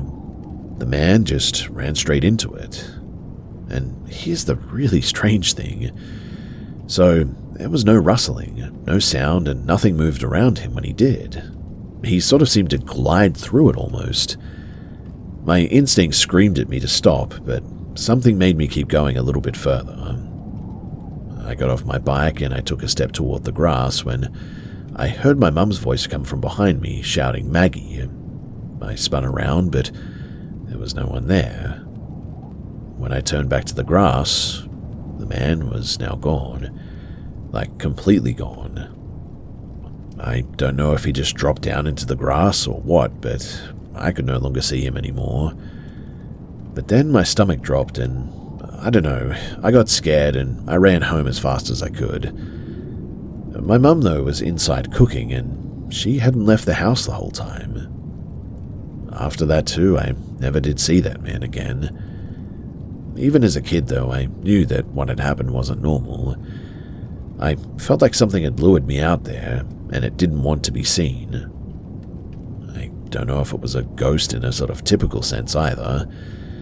Maybe more like an entity that I couldn't understand. Something that wasn't entirely human, maybe? Decades later, though, I went to see a psychic or a medium, and she said that apparently I had a guardian spirit protecting me, an older woman, not anyone that I know personally. She suggested that the moment that my mum's voice called me back was that spirit intervening, and I don't know how much of that is real, but it certainly fits, and so I can't just exclude it.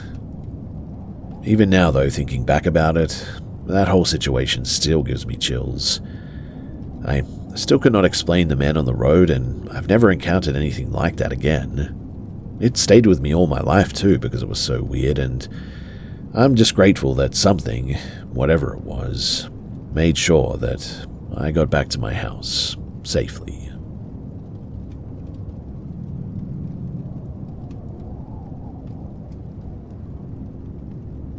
Every night, I take our dog Milo out for the final walk somewhere between 11:30 and 3 in the morning.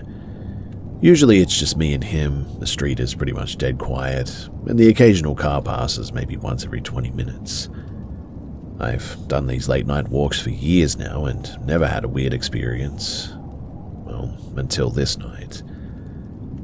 It was early autumn, around 1:10 in the morning I would say, and Milo had just finished his business. We were turning around to head back home when I suddenly got that somebody is watching me feeling. It's hard to describe, but it hits your stomach first, then the rest of you, and if you've ever had this feeling, then you'll know what I'm talking about. Anyway, as we passed the cars parked along the street, I could see across the road to the house directly opposite of ours. That's when I noticed a figure. At first glance, I thought it was the neighbor, since he sometimes walks late too, but it didn't move like a normal person. This figure was extremely tall too, easily like 2.5 meters tall, and unnaturally thin. Even from a distance, I could tell the proportions were just really wrong. Here's the thing too, there's a streetlight in front of our yard that normally lights up the entire stretch there, including the neighbor's driveway. But this figure, it was almost like a black hole in the light. Not a shadow and not a dark coat or a hoodie or anything, but just absolute darkness. Everything else in the vicinity was illuminated normally, grass, trees, the parked car, but this thing was darker than anything else around it, even the night itself. Milo, who is usually oblivious to everything except other dogs and interesting smells, didn't even seem to notice it though. He trotted along like nothing was wrong, which honestly made the whole thing even creepier. I tried to rationalize it at first, thinking that maybe it was some kind of a visual trick, or maybe a person in a long coat blending into the shadows. But the closer that I got, the more that I realized that the figure just didn't reflect or scatter light like anything normal would. Its posture was upright, completely still, and focused directly on me. I could feel it watching me, in fact, even before I consciously saw it. Normally, I'd walk straight to our driveway before cutting through to the house, but that would have put me directly across the street from it. I didn't want that, and so instead I detoured through the neighbor's driveway to our side yard, keeping as much distance as I could. I kept glancing over my shoulder the whole time, and it never moved. Not a step, not even a slight shift. It just stayed there, by the time that I unlocked the door to get inside, I was shaking. Milo still didn't react. The thing across the street, it never seemed to move, never even made a sound. In the end, too, I sort of convinced myself that it must have been a trick of the light or my imagination, but I don't know, somewhere deep down, I knew that it wasn't. Since that night, I've walked the dog past that same street hundreds of times. I checked that exact spot every single time, too.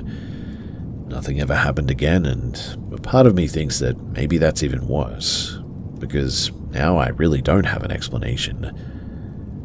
What I have come to the conclusion of, though, is that it wasn't a person and it wasn't an animal, and there's no way that a human could have stood there without casting some kind of a shadow or reflecting any light.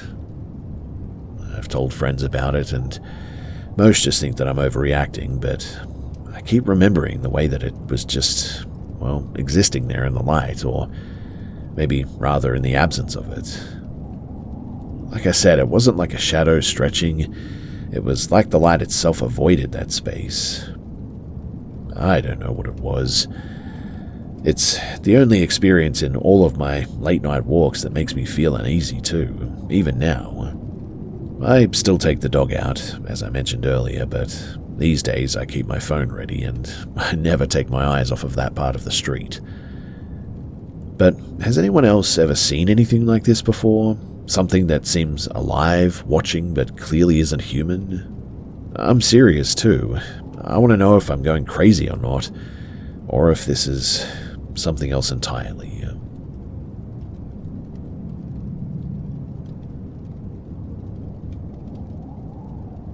I don't usually get freaked out while hunting. I mean, I grew up in the outdoors, hiking, dirt biking, camping, all the time. Hunting has always been a part of my life too, and even when it's hot, buggy, or miserable, if it's season and I have a tag, well, I go. Not going just makes me grumpy and sort of irritable in the end anyway. This was opening day of whitetail season a couple of years ago. I hadn't scouted anything this year, but there was a public land spot that I found late season that I wanted to go and check out. My partner Ellie and I loaded up and headed in early afternoon. I had a rough idea of where I wanted to get set up, but I needed to find a good spot for her too. So I got her situated and then I headed to my own stand. I climbed my tree stand and started scanning. There was nothing out there. No tracks or droppings on the way in, no rubs, nothing. It was mid-afternoon though, 90 degrees, still air, and the mosquitoes were now relentless.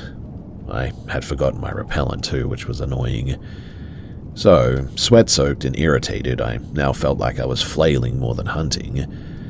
The only sounds were the occasional bird and distant leaves rustling. Then I started hearing it. At first I thought it was dogs somewhere far away, but the sound kept repeating, long, low, drawn-out moans. It didn't match any animal that I knew of. Cows, maybe a bull? Too sharp. Deer? Wrong pitch. The moans seemed to come from at least two separate spots in the thicket as well. My gut told me to pack up before it got dark as well at this point. I quickly climbed down, slinging my stand over my back. I normally wouldn't leave this early, but for some reason I just felt a bit exposed that day. By the time that I reached the trail to Ellie, the sun was starting to dip and she was just crouched low looking behind her at a thick patch of bushes. I startled her when I appeared and gave some lame explanation about no deer signs and no bugs. We packed her stand and started back toward the truck, which was parked on a dirt road about 200 yards away. My stand clanked with each step. I didn't care. I was frustrated, hot, and uneasy, and that's when I heard it again. A sharp sort of whooping noise, and then a second one slightly different. I froze. This was not the wind or birds or anything that I'd ever heard before. Ellie heard it too this time, to which we couldn't place it. At first, I thought maybe somebody was calling deer dogs or something, but the pattern and the tone were just way off. It wasn't a normal hunting sound at all, in fact. Well, we kept walking, quiet as possible now. My stand's clanking masked some of it, but the whoops kept coming. They weren't random, too. They felt sort of measured, I guess. Enough that my hair was standing on my neck and the dirt road was dry, no other tire tracks, no footprints, no sign that anyone else was even in the area, nothing but us. But when we reached the truck, we stayed in the cab for a while, trying to make sense of it. I spent the next day trying to figure out what it could have been as well. Birds, owls, feral animals, nothing fit. Then I watched a few videos online labeled unknown forest whoops, and it almost sounded identical to what we heard. Even Ellie's reaction was the same as mine, pure disbelief and a little bit of fear as well. I sort of went down a bit of a rabbit hole, and eventually I found Bigfoot noises. And I swear to you that that is exactly the sound that we heard. Now, can I say that that is exactly what it was, and did I ever really figure it out? Well, no. And I have hunted that area dozens of times since then, and I've never heard anything like it again. I also never saw tracks or signs of Bigfoot or anything else, but I will never forget that evening. Something was out there, just beyond the tree line, making sounds that didn't belong to any animal that I know. And in fact, upon hearing those recordings from other people, I am now convinced that we heard the same thing that they did. Whether that's Bigfoot or not, I don't know, but those sounds were identical. So, has anyone else here ever heard something like this while out hunting? Not the usual animal noises, or wind or branches or anything, but something else entirely, something like a Bigfoot whoop. Because if it's not human or animal, well then, I really don't know what it is.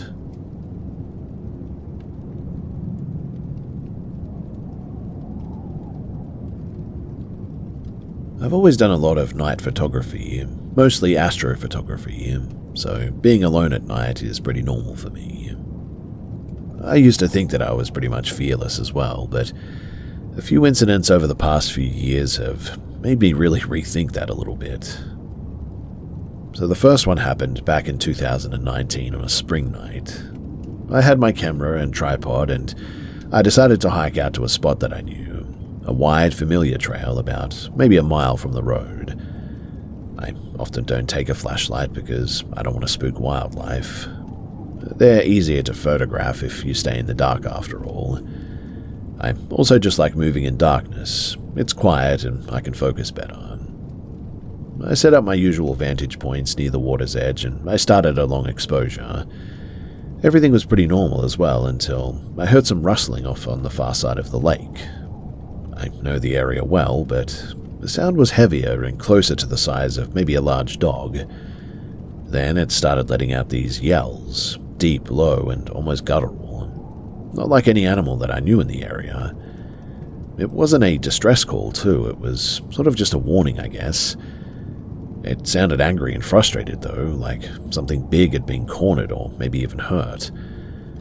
I froze at first, thinking that maybe it was a bull in pain. But then it repeated, and something about the tone made me stop thinking logically. I grabbed my tripod and camera bag, and I sprinted the mile back to my car, listening to the noises echoing across the water. Thankfully, it didn't chase me, and I never saw anything, but it was certainly loud enough to make my stomach tighten for hours afterward. I still have no idea what it was. I mean, logically, it was probably just a large animal, but my gut says otherwise. Anyway, the second one happened a few months earlier, near the same area. My girlfriend at the time, Jess, and we went on a short hike along a straight stretch of track that cuts through dense forest. No moon that night, just completely black. We were about halfway in, too, when we noticed like a small glow high in one of the big trees there. At first, I thought it might have been a distant house or maybe a reflective sign or something. But that didn't make any sense. I mean, there was no light out there. But as we got closer, it was coming from inside of a knot of one of the trees, high up, bright and focused. There was no other light source nearby. We stared for a few minutes, both quiet. Jess said that she'd never seen anything like it before. I've walked that trail dozens of times, sometimes at night alone even, and never seen anything glow like that in the trees. we didn't stick around. It just felt very weird and off. On the walk back, I kept looking over my shoulder as well. No one was there, and we didn't see any lights moving through the forest or anything, but I just felt watched the entire way back. Now, the last one wasn't far from my house, in fact, in a clearing surrounded by thick forest. I was again out with my camera, photographing Orion, and I heard it before I saw it. 2 heavy thumps on the ground, like somebody stomping really hard. Then I heard it again, louder, closer, like something was running toward me almost. I instantly turned and I ran across the field to the house with my tripod swinging against my back, convinced that something was chasing me. My heart was pounding so hard that I thought it was about to burst, and I made it inside, slammed the door, and didn't breathe properly for a while. I then spent most of that night just looking out the windows, trying to see if anything was out there. What makes these experiences stick with me, though, is that I'm normally a pretty rational person about the outdoors. I mean, I know the local wildlife pretty well. I know the sounds that most of them make. I know how the wind carries noises at night, and I know how nightlife can sound like that. But these 3 events weren't things that I can really easily explain. They certainly weren't deer, and they're nothing that I've ever heard or seen before. Since then, I still go out for night photography from time to time, but I have a lot more respect for the forest now. I make noise and I stick to known trails. I always carry a light now as well, and I never go as far as I used to. There's something about the darkness in these forests, especially alone, that makes you realize that you're not the only thing moving around at night out there.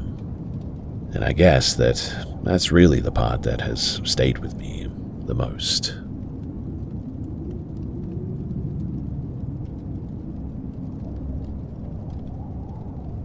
I work at a big retail store as a self-checkout host. Most of my days are spent walking laps and listening to customers saying things like, "I don't work here," or "Why aren't you on the register?" I understood their frustrations. Usually, there would be 2 or 3 of us at the self-checkout, and maybe 2 manned registers open. We got a new guy in. His name was Terry.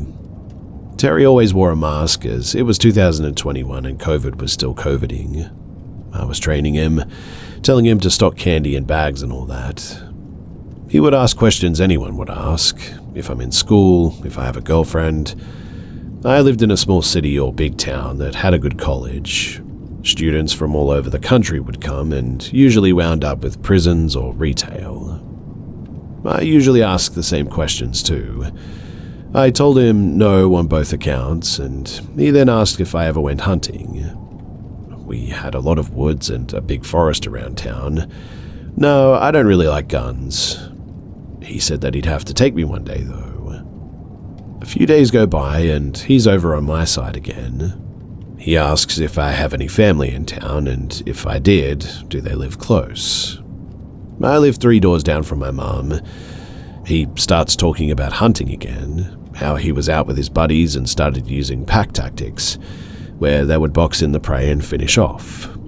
Weird for deer, seeing as they flee at the first sound of any noise. He's off for a few days though, because new hires have problems getting hours for the first 3 weeks. I talked to one of my coworkers, and they tell me that he asks a lot about me. The next time I see him, his questions are very telling. How tall would you say you are? How much do you weigh? How well do you know the woods past so-and-so street? I'm a pretty big guy at 6 feet and 300 pounds, and when he brought up hunting again, a creepy thought would send a chill down my spine.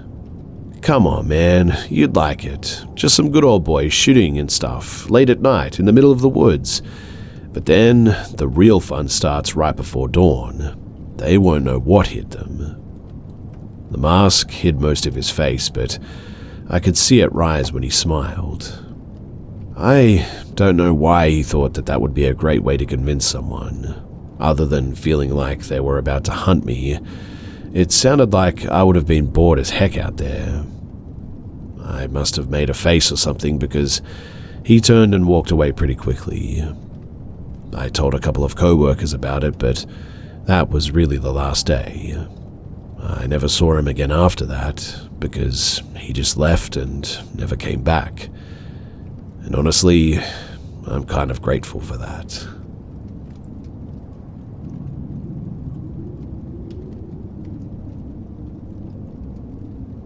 This took place when I was 15 or 16 years old, so that would place it in either the summer of 2000 or 2001. My family and I were visiting with my cousin's family in Norfolk, Virginia. My brother and I, we're close in age with our cousins, and I stayed in my younger cousin's room with him and my brother in my older cousin's room. The bedrooms, they were at the end of a hallway. My brother's room was at the end of the hallway, my bedroom was across from my aunt and uncle's bedroom, and my parents, they stayed at the opposite end of the house in the den.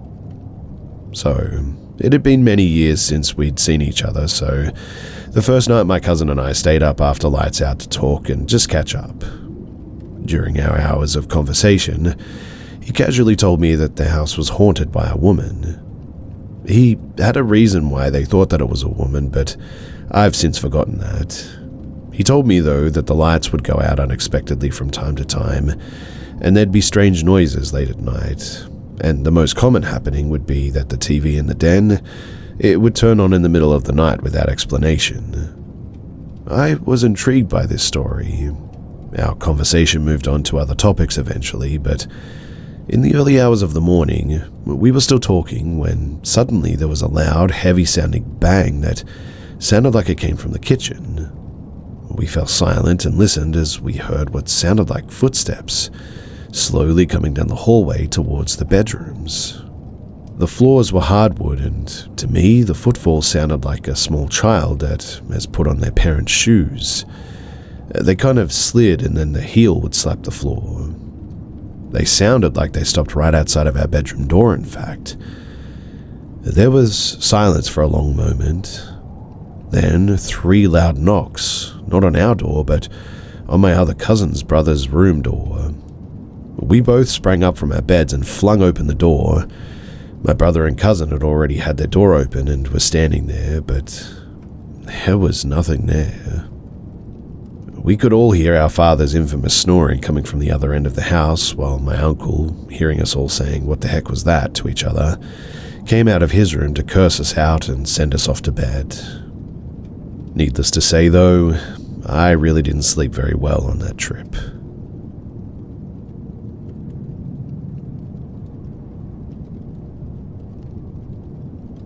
I've dealt with paranormal experiences throughout my life, and I am now convinced that some kind of spirit follows my family from time to time. It usually just shows up as little shadows peeking around corners, or strange noises in the middle of the night. But there's one experience that still freaks me out to this day. I was younger when it happened. So, I was home alone with my younger brother. We had this little dog named Stephanie, a tiny ball of energy who was completely obsessed with Cheerios. We didn't give them to her often because they weren't the healthiest treat, but she loved them more than anything. That morning, I went to the pantry to grab some Cheerios for Stephanie. She was right there beside me, practically bouncing with excitement. I grabbed the box, turned around, and just like that, she was gone. I was so confused, thinking, what the heck? Where did she go?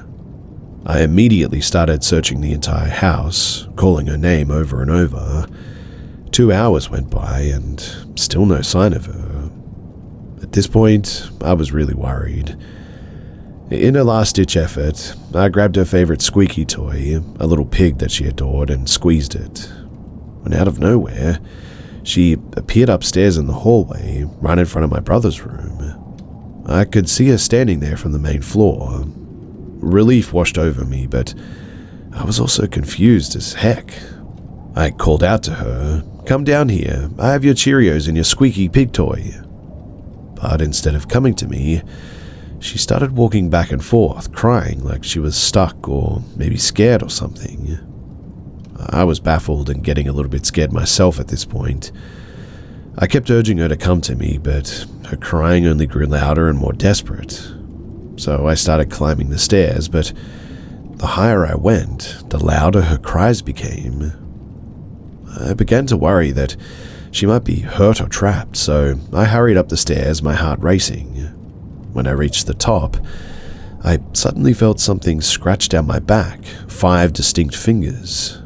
I kid you not, it felt like a hand had just sort of clawed me. I screamed in shock and bolted towards Stephanie, who was still crying in front of my brother's room. My brother heard me screaming and burst out of his room, totally freaked out, asking what was happening.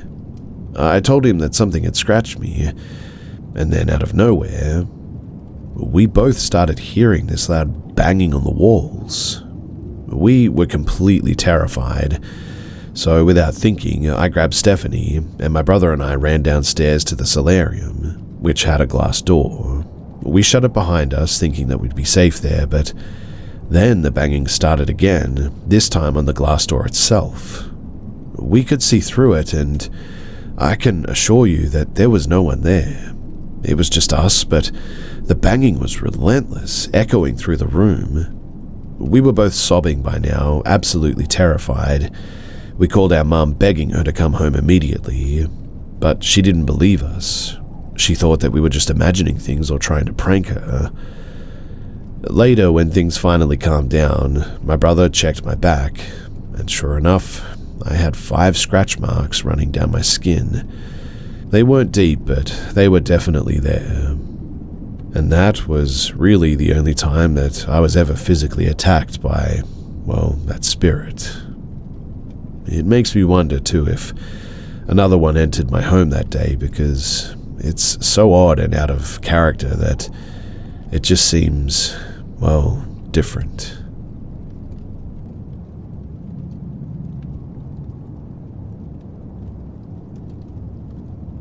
I had an experience about 4 days ago that I haven't been able to shake. I was dog or house sitting for my boyfriend while he was away on a backpacking trip. My boyfriend's home is in a semi-remote area at the bottom of a hill, at the back of a few arches of property. He's right next to the highway, which has opposite it a small rural neighborhood. It's both very sketchy and very safe, meaning that the community is close, but people frequently keep to themselves, and there's lots of abandoned, dilapidated homes right next to very well-kept homes as well. It's a pretty typical countryside neighborhood, I guess, but I really didn't feel unsafe to agree to watch my boyfriend's property and his dog, Hennessy. Hennessy is a 115-pound jet black American Bulldog English Labrador mix. He's basically all muscle, and ever since my boyfriend and I began dating, he's become very protective of me and my own dog, Lottie. Lottie is a 57-pound poodle mix. I'm a dog groomer, so she's usually done up in pretty silly haircuts with bows and everything.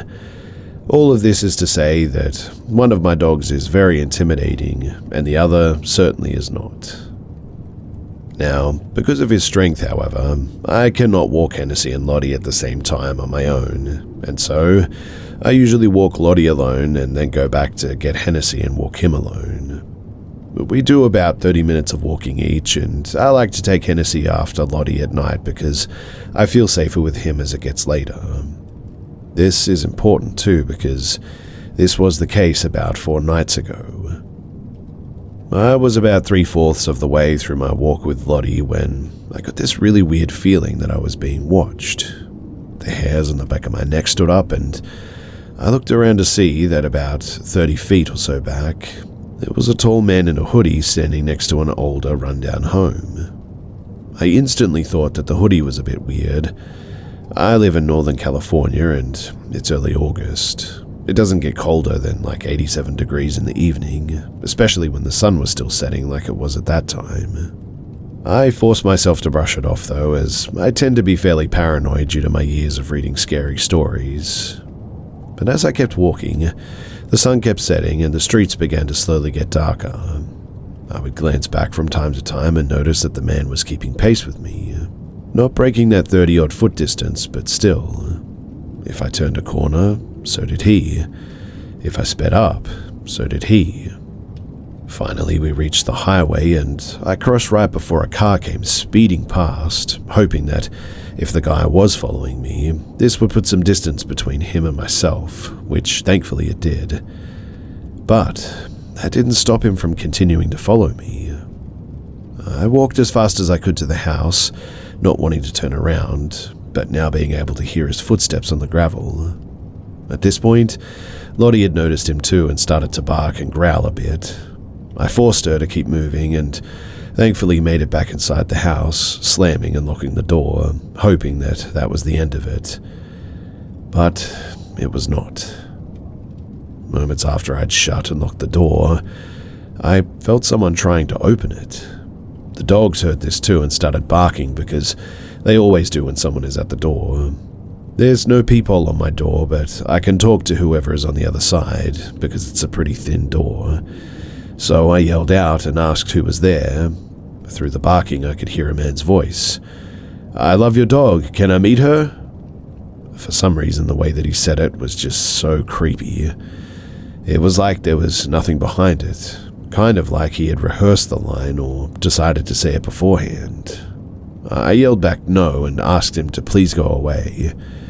He paused for another second and then again said, "I love your dog. Can I meet her?" He starts trying the door handle again, this time pushing up against the door. By this point, Hennessy can tell that something is wrong, and so can Lottie. The hair on the back of Hennessy's neck is standing up, and he is gnashing his teeth while growling. At that moment, I don't know what possessed me, but I threw Lottie into the bathroom behind me and grabbed Hennessy by the collar, keeping him close to the door with me. He's still barking and going crazy, mind you. I hear the man repeat that he wants to meet my dog, and I yelled out leave, and he paused and then slammed into my door. I would say too that the door moved at that moment. I unlocked the door and opened it just wide enough that Hennessy could get about halfway out. He's going bonkers at this point. My hand is starting to hurt from holding him back, and I can hear his teeth clacking as he ferociously chomps toward the man. And well, this dude was not expecting Hennessy. He stumbled back, almost falling over, and cursed as he scrambled to stay off the ground. He didn't even look at me and instead booked it up the hill as fast as he could and out of sight. Eventually, I managed to pull Hennessy back in, and I called the cops to tell them what had happened. I never did get a good look at the guy, and they basically told me that there wasn't anything that I could really do, but they did take my statement and told me that they'd contact me if anything ever came of it. Honestly, though, I am so thankful for Hennessy. After all of that, I snuggled up with him and Lottie that night and cried because it had all hit me how terrifying that really was. I literally went out the next day and bought him the biggest bone that I could find from a pet store, nearly an hour away, because he definitely had earned it. I also got Lottie something too. I don't know why this creep didn't get the hint when I had two dogs barking inside, but my assumption is that he didn't really realize that he was hearing two barks, or assume that if I had two dogs that they were both like my puffy poodle. That is to say that he just wasn't afraid. I'm very thankful though that the guy didn't have a firearm, and looking back now, I probably should have called the cops and kept my door closed, to be honest. But I hope that maybe because he saw Hennessy, he'll know not to come back and mess with us, because if he does, this time I'll let my big sweet boy rip him to pieces.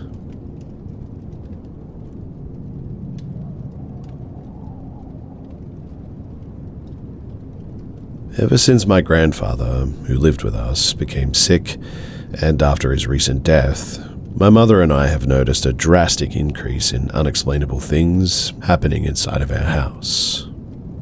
I always tried to write it off, but this night, something happened that truly freaked me the heck out. For some context, we live in the province of Alberta, and our house was built in the 80s. To my mum's recollection, when she first bought the house 13 years ago, there was no reported deaths in the house or any history on the land that it sits on. To bring everything back to the beginning of these events occurring, in December of 2023, my grandfather injured himself going down the stairs and was hospitalized. In his absence is when we, and even my grandfather, who was in the hospital, realized that something had changed inside of our home. Only days after his hospitalization, both my mother and I repeatedly heard footsteps or movements downstairs in the basement. My grandfather's room is in the basement. Many times we chalked it up to just old house noises, wood creaking, the house settling, etc. Until more physical things started happening, like the downstairs bathroom sink running, washing and dryer machines being open when they were previously closed, doors being open which were previously closed, items that were once on shelves being found on the ground, entire filing cabinets of papers spilled on the ground, lights flickering and turning completely off when in a room. Once, the stereo or radio system we had downstairs randomly turned on and blasted the radio for a few seconds before turning off as I walked past. Those were all the things that happened inside the house. But what's even freakier, and what made the rest of my family worried, are two specific instances in my grandfather's hospital room. Once in front of my mother and aunt, and a second time with just my aunt in the room. The first time happened later in the day after dinner, when my mum and my aunt were there. My grandfather leaned into my mother's ear and whispered, "Who's that over there? Is that a nurse?" and pointed to the corner of the room. My mum was confused and told my aunt, and she too became confused because, obviously, no one else was in the room. They thought that it was just him seeing things because the nurse said that he wasn't all up there after his fall. The second time, though, was much more intense and left my aunt hysterically calling my mum over the phone late at night.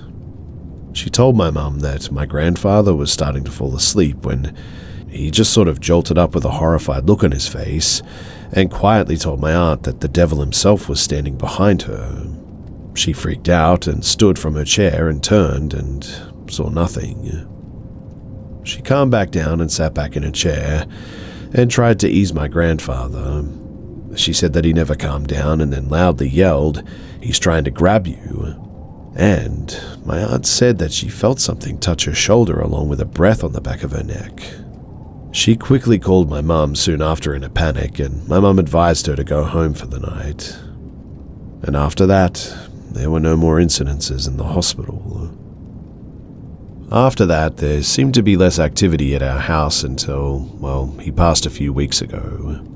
Since then, my mother and I continue to hear the odd sound, objects being misplaced, lights going on and off, in the basement, until about an hour ago, and my mum came into my room at about 10 p.m. and randomly asked if I just wanted ice cream. I said sure to that, and I went to the door to put my shoes on. My mum said that I didn't have to go if I didn't want to, so I chose to stay home in the end. As she left, she told me to lock the door behind her as I went to the bathroom as she left. I got out of the bathroom and promptly locked the door. I also want to note that our screen door wasn't locked but was definitely latched at the time. After I closed the door, I went back to my room and sat, and I just continued a game that I was playing with my headphones on. After about 10 to 15 minutes of my mum being gone, I very clearly heard my mum's voice yelling my name to come and grab the ice cream. I get up and speed walk to the door yelling, "I'm sorry, I didn't hear you get home." And as I turn the corner to the front door, the door is slightly ajar, screen door wide open, and my mum and her car are nowhere to be seen. I was quite spooked by that because the sound of my mum's voice was so loud that I heard it over the floor fan in my headphones. I relocated the door and locked myself in my room until my mum got home with the ice cream. I told her what happened, and she was also spooked, and we together searched the house in case somebody had actually got in, but there was nothing. I also forgot to mention that the majority of the time, our two dogs in the house never barked at anything, except for a few times in the basement, maybe 2 or 3 times. I really don't know how to end this because I'm just not a good storyteller, but the only upside is that we are moving soon, and hopefully this stuff won't keep happening in the new place that we're moving into.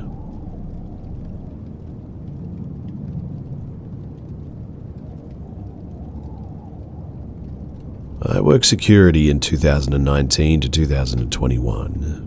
One place that I was working was a call center, and there was 24/7 guards on scene, 2 in the morning, 2 in the afternoon, and 1 overnight. On the overnight shift, there was no one else in the building, all doors were locked and all ID scanners were locked as well. I need you to understand that there was no one else in the building. There was no way anyone else could have been in the building with me. This happened in 2020 when everyone was working from home and the security team were the only people that were even in the building. So, at every odd hour, I would do a patrol around the building, check into all the rooms that I had to swipe at, and return back to the desk. Other than that, I'd sit there and watch the cameras and play my Switch. Now, one night, while I was there for the overnight shift and the other 2 guards had left, I had to go on patrol. The lights in the building were all out, and it didn't really matter that much because I could see enough with the lights from the parking lot, and I'd never been afraid to walk around alone there because really I enjoyed the job anyway. I walked through the downstairs, checked all the exits to make sure that they were locked, and all the staircases to make sure that they were empty. When I moved to the 2nd floor, I heard one of the phones ringing out in the desks. Not unheard of, and because of the sensitivity of it all, we aren't allowed to touch the phones, except for the front desk ones, obviously. I usually played music to walk around, but this time I'd left my phone to charge at the desk. There was no device on me that could have made a sound. The phone had since stopped ringing, and I was still alone. As I moved to the final part of the building for my patrol, that was when I hear a small thud by the stairway at the back. That didn't bother me too much, but when I heard a female voice call out, "Help me," that was when I froze. I stayed silent and I didn't move for nearly 15 minutes. It took me a while, but I eventually called out and asked if someone was there, but I didn't dare go over there to try and see. I would have heard something or saw someone moving over there if there had been anyone. I didn't finish my patrol that hour and immediately returned to the desk downstairs where the lights were on in the lobby. My boss even asked me when I told him about it, and he just nodded like, yeah, that happens sometimes. I didn't hear anything else the entire time that I worked there after that. I even checked the cameras that were in that area, and I can assure you that there was no one there.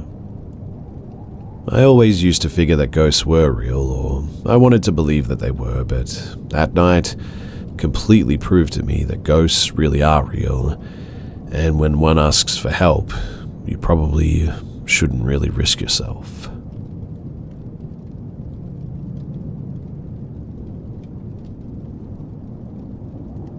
It's Obon season in Japan, a week in which the spirits of the departed are believed to return to families and loved ones. As such, I'm curious to hear if anyone has had any experiences and encounters with spirits here, either in Japan or Asia. Here are some of what myself, as well as family and some friends, have experienced over the years. So my husband is a hard atheist and refuses to believe in the paranormal. He does have one story, however, that made him a bit spooked. You see, he grew up in a mountainous area with little tunnels running through the area so cars can access the more remote places. In many areas, there's a newer lit up and cleanly paved tunnel running directly beside an older and less used tunnel from decades ago. According to him, one day, he and his friends were playing down by a river and chose to head back home through an older tunnel. He went in ahead on his bike and saw a woman and her little girl walk in the opposite direction, towards the middle of the tunnel, and he passed by them without looking too closely. He turned to look back to see where his friends were, and the woman and the girl were nowhere to be found. The tunnel in question would take a solid few minutes to pass through on a bike, let alone on foot. I mean, I've personally walked through the tunnel, and though I didn't come across anything like this, the air gets very cold and heavy towards the middle, to be sure. I also have a coworker that works at an elementary school about 30 minutes in the mountains. It's an older school, about 100 years or so old, but it's warm and inviting, and I've always felt pleasant when I visit. There's a little nook with couches in the staff room, and it opens to a huge 2-story hall with a hallway leading down to the lunchroom and kitchen areas. My coworker has recently been seeing a lot of activity in the hall. More than once, he's walked out of the staff room and seen a man hunched over a table in the hall as if reading something. When he walks towards the man, he passes by a pillar and suddenly, the man is gone. He's also seen movement in the nook in the staff room, and lunch ladies often report a presence of a little child in the kitchen who asks them where the lunchroom is. This school has 6 teachers and 25 students, with everyone knowing everyone. The man and the child, though, are reportedly no one that anyone knows. Now, I'm not apt to seeing ghosts, but I like to jokingly say that I was sensitive due to a lot of strange goings-on in my childhood home over the years.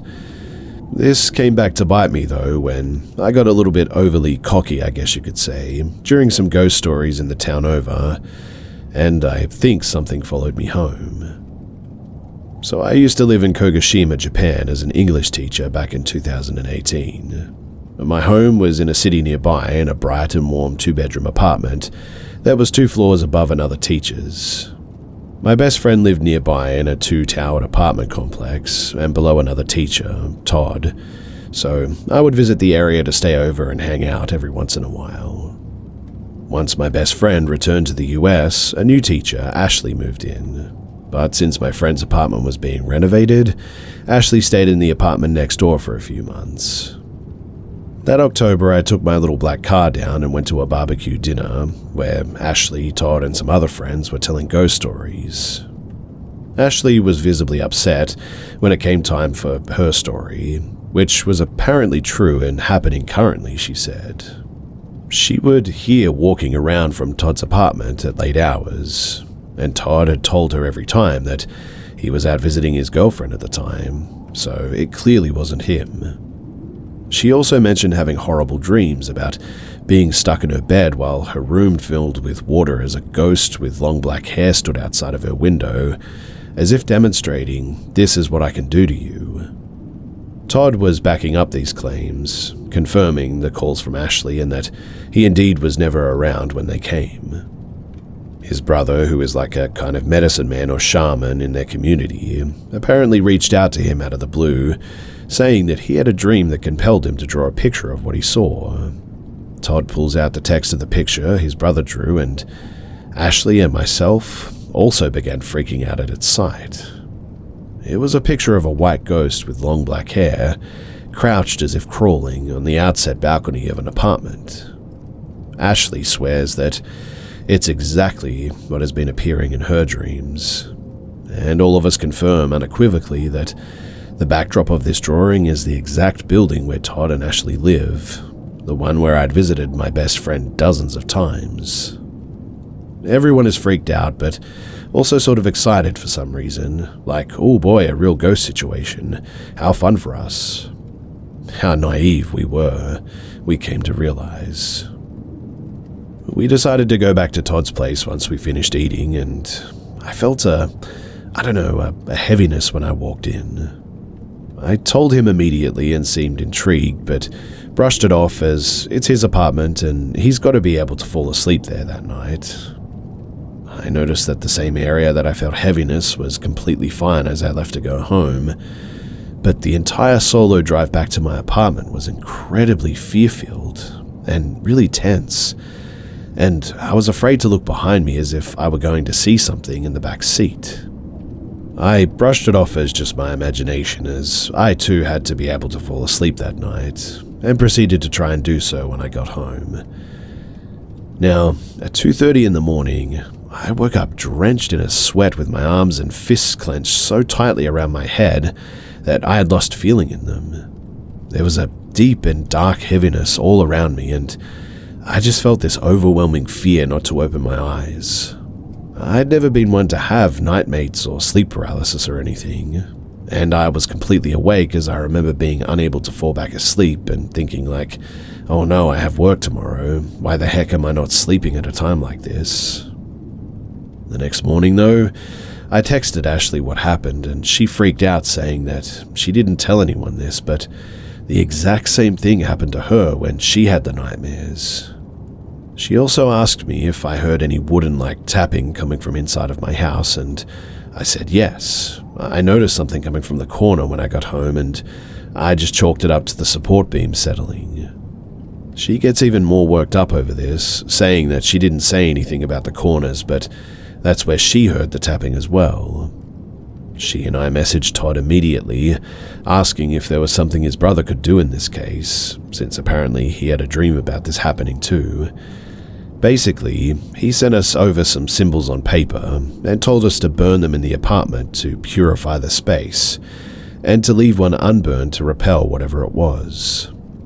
It took a few days, during which I begged the teacher below me to let me stay with her, as my preciously warm and welcoming home felt suffocatingly heavy and dark in ways that I still struggle to explain. And it took about 3 days to arrive, and until then, the tapping continued in corners of my room. In the meantime, I discovered what appeared to be handprints on the inside of my car's rear window after that drive home, which normally wouldn't be possible as I drove a Daihatsu Move at the time, and it was far too small for anyone to fit in the back. A disconnected phone line also rang at 8:15 p.m. one day, which my then boyfriend was there to witness. Once the papers with written symbols arrived, we burned them as told, and the heavy atmosphere cleared up immediately. There's no interesting ending to this story, other than that it hasn't bothered us since. But to this day, I have one of those symbols laminated as protection, so it stays far, far away. I've also stopped going to places said to be hosting frightening spirits because I've wisened up with time and experience. Again though, like I said at the beginning, I'm interested to hear of any other experiences had either here in Japan or around Asia as well.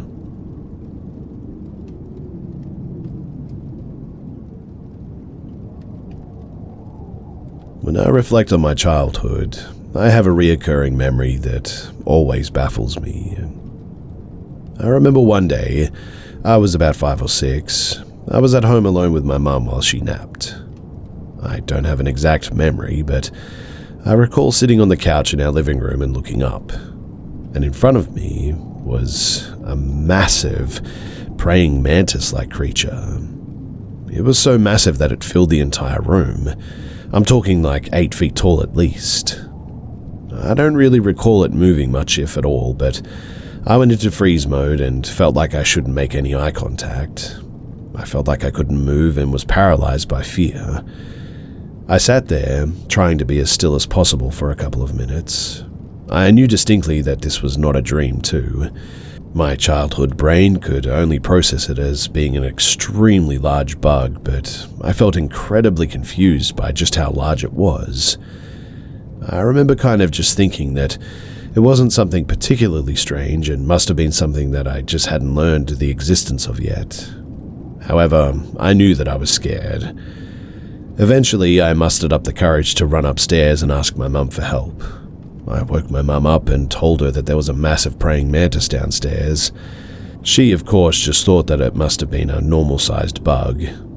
She comes downstairs and, obviously, it was gone. I remember being too stunned by its disappearance and almost embarrassed to tell her what I had actually seen and how strange it was. I remember feeling very confused and trying to understand how my imagination could have possibly generated something that felt so real. Later in life, I had a friend, her name was Eve, that did mushrooms with a bunch of friends. She had a difficult experience with how some of her friends responded to the substance. Eve was essentially supposed to be their guide, but Eve couldn't figure out how to assist the others, and it was as if the others had forgotten how to breathe at one point. Eve said that she was suddenly greeted, though, by a praying mantis, who were somehow giving her advice on how to help the situation. The advice resulted in Eve being able to resolve the problem, too. So, if anyone has any feedback or theories on this, then I would love to hear them. I've always been very confused by it all, and, to be honest, I still don't know what to think of it.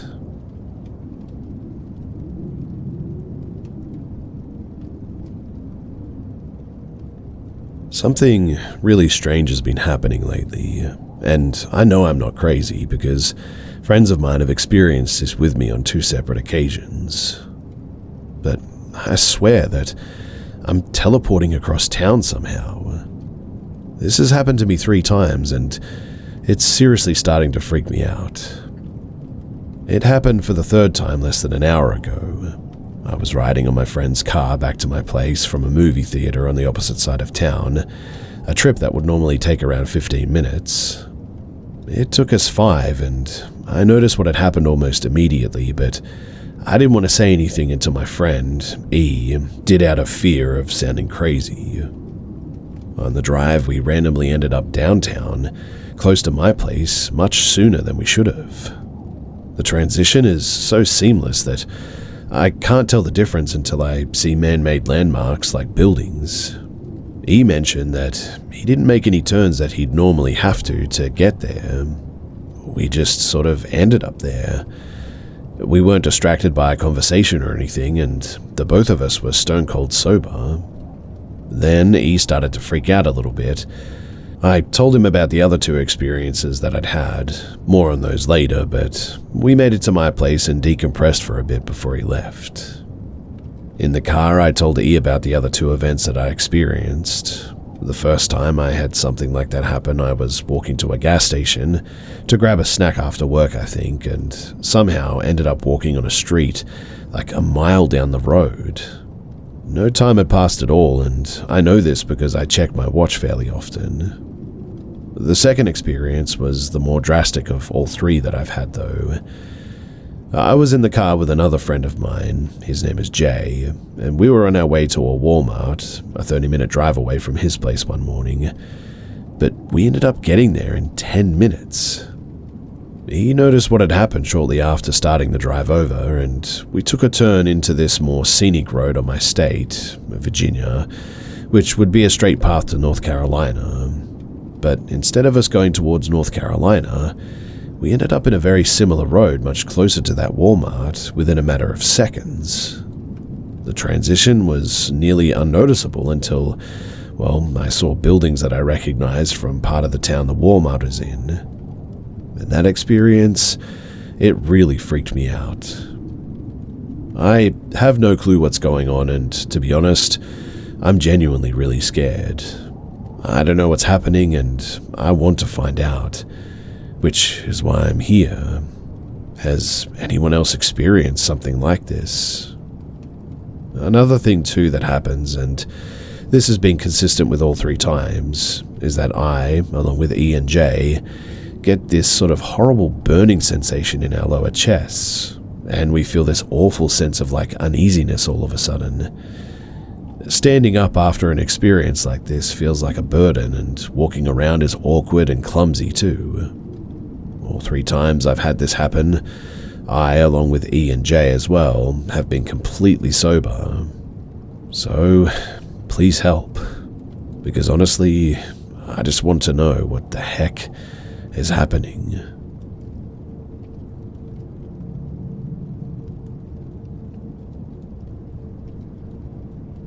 So I was maybe 9 or 10 years old in Mississippi visiting my grandma with my sister. It was the middle of the night and I'd been watching TV. Wanting a drink, I got out of my grand's living room to go to the kitchen. Now, my gran had a deck and a huge window that would show outside. My grandma, she lived right by the woods. Rarely saw anyone at night that weren't hunters looking for deer. I look out the big window, feeling sort of scared all of a sudden. And that's when I noticed, outside, there was a man in a black suit. But the weirdest thing was that he had no face. At least, that's what it looked like. Seeing a man with no face is horrifying, especially right next to the woods, and you know that no one else is awake at the time. I went to the kitchen to get my drink, then looked out the bay window in my grandma's dining room, which was attached to the kitchen. The faceless man was closer to the window now, and he just sort of stood there, unmoving, but seemingly staring right at me. My chest was pounding with fear. After all, the man was closer than before. Going back to the living room, knowing that I'd be safe due to the locked doors, but also still kind of freaking out, in the end I just sort of sat there and watched some TV. I finished drinking my drink and stand up, looking at the window in the living room, and the man was closer once again. Still staring me down, his hands by his sides. Feeling even more panicked, I go to throw away the can of soda that I had to drink in the kitchen. I look down to the bay window once more, and he hadn't moved closer this time. I walk back to the living room and turn the TV off, feeling eyes staring me down. My grandma was asleep, her husband was asleep with his sleep apnea machine going on in the background in their room. I left the living room to go to my room shared with my sister, and I never looked back. I walk into my room to find my sister passed out, soft snores leaving her lips, and eventually I lay down on the ground and I fell asleep.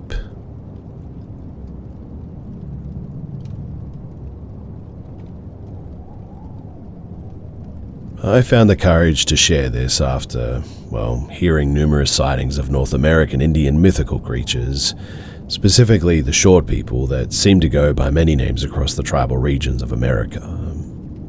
This exact type of creature has been sighted and discussed among Aboriginal people in Australia for thousands of years. In the southwest region, they're known as the Warudji, or hairy bushmen. Standing a few feet tall, they possessed insane strength and speed. Prior to colonization, there were stories of their friendship or alliance with Aboriginal people, but also there were stories of conflict and people or even children being taken by them. There were specific rules Aboriginal adults told their children, such as avoiding water bodies at night and in the evening, and no matter what, that never ever whistle in the dark. It invites them and it only spells trouble. Although, even some Aboriginal people say that these stories are just to warn kids about water safety. Well, in 1998, I knew none of this because, I'm not Aboriginal, and at the age of 10, when this all happened, I had never even met an Aboriginal person or been taught anything about Aboriginal culture in school. It was the 90s, and Australia had an uncomfortable relationship with the truth and colonization. Every school holidays, I used to leave the city and visit my aunt in the picturesque southwest countryside.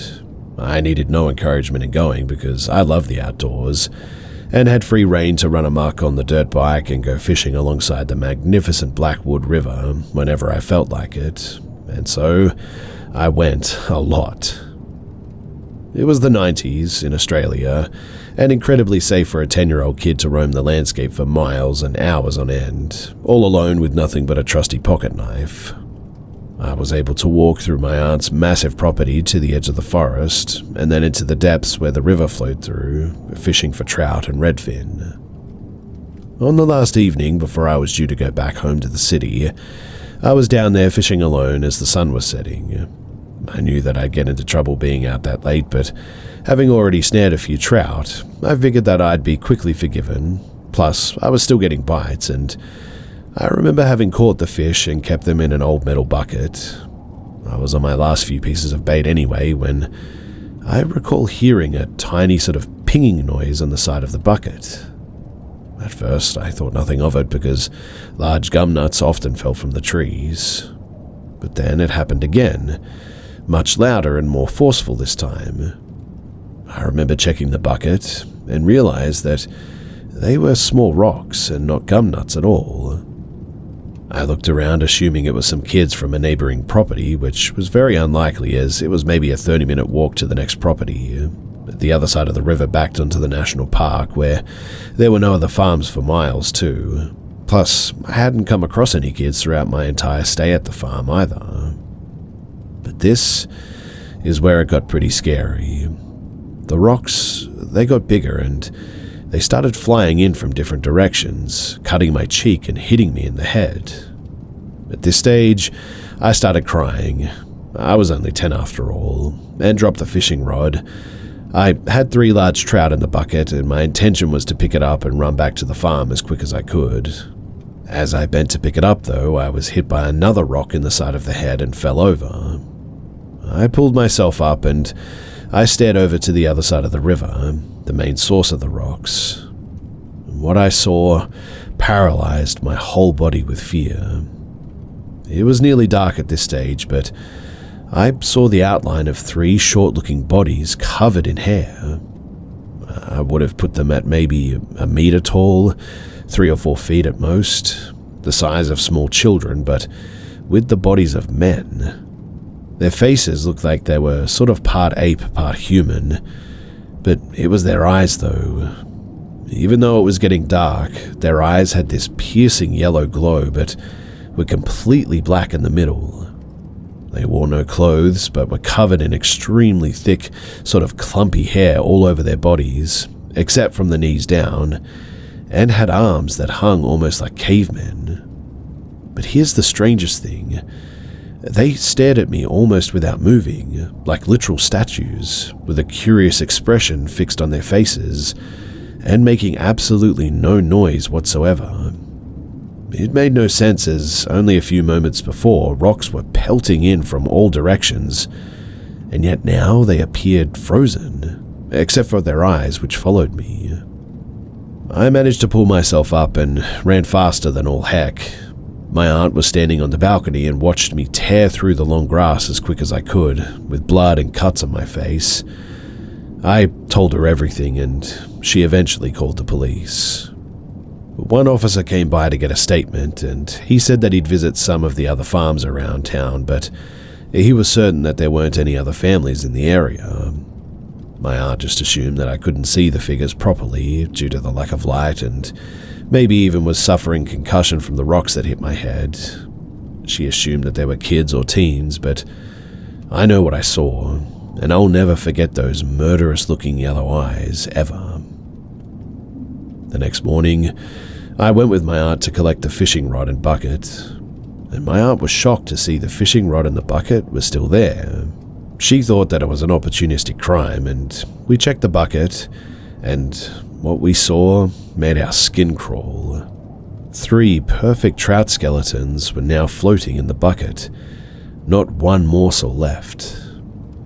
We don't have bears or wolves in Australia, and even the odd dingo or fox wouldn't have devoured an entire fish and left its skeleton there like that, especially without the bucket being tipped over.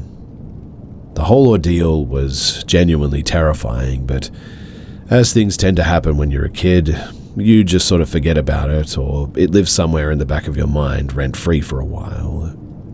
The police officer, they found nothing of note, and as nothing was stolen, there was no need for further inquiry.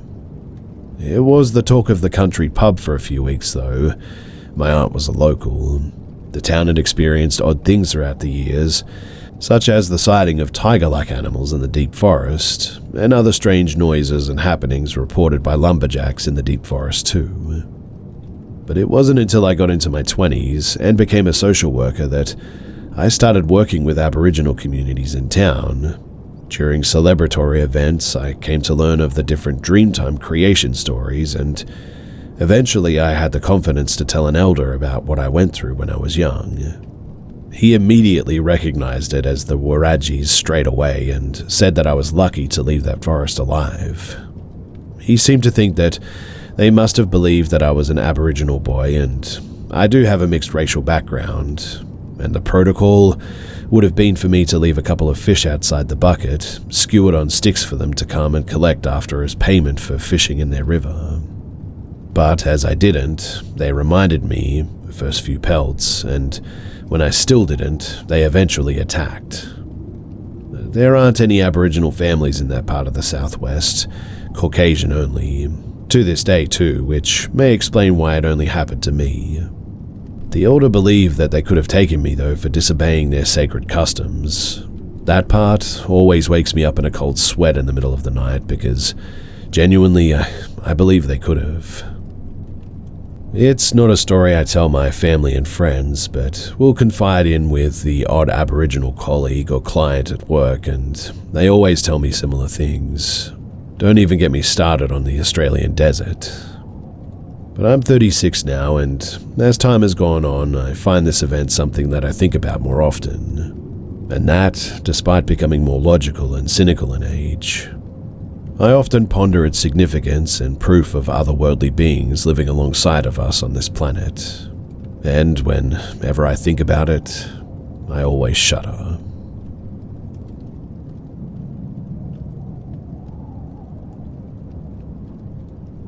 This last year, my dad and I went deer hunting like we do every year. My brothers and uncles and grandpa all go, and we have deer stands spread out across maybe 60 acres deep in the Chippewa National Forest. But my dad's deer stand is one of the closer ones to our camp, so at lunchtime or nighttime, we wait for our family members to walk down the trail and wait for us to get out of our stand to walk back to the camp together. Our deer stand has a sort of locking latch on the outside and the inside, and it's a bit finicky and takes actual strength to get the latch to shut properly, and then you push it down a little to lock it in place too. But there is a latch on the outside and the inside, like I said, so if you unlock it to get in, you lock it from the inside so the door stays shut. Keep in mind it's not actually locked, but it's a latch where you sort of lift it up, push it through the hole, and push it back down to keep it in place. It is impossible, really, to lock yourself in the deer stand. Anyway, it's pretty much completely dark out, and we're waiting for our family to come back down the trail. We didn't see any headlamps yet, but we decided, okay, let's get out and meet them on the trail for when they come. I tried to open the door, but it was stuck shut. My dad's like, what the heck? Why or how would you lock us in like this? I said, Dad, there's no way for me to physically lock the outside after getting in. Not even reaching at the window could you get close to the door latch. We were completely dumbfounded and kind of freaked out. Eventually, my family came to the trail and were just sort of standing waiting for us to get out.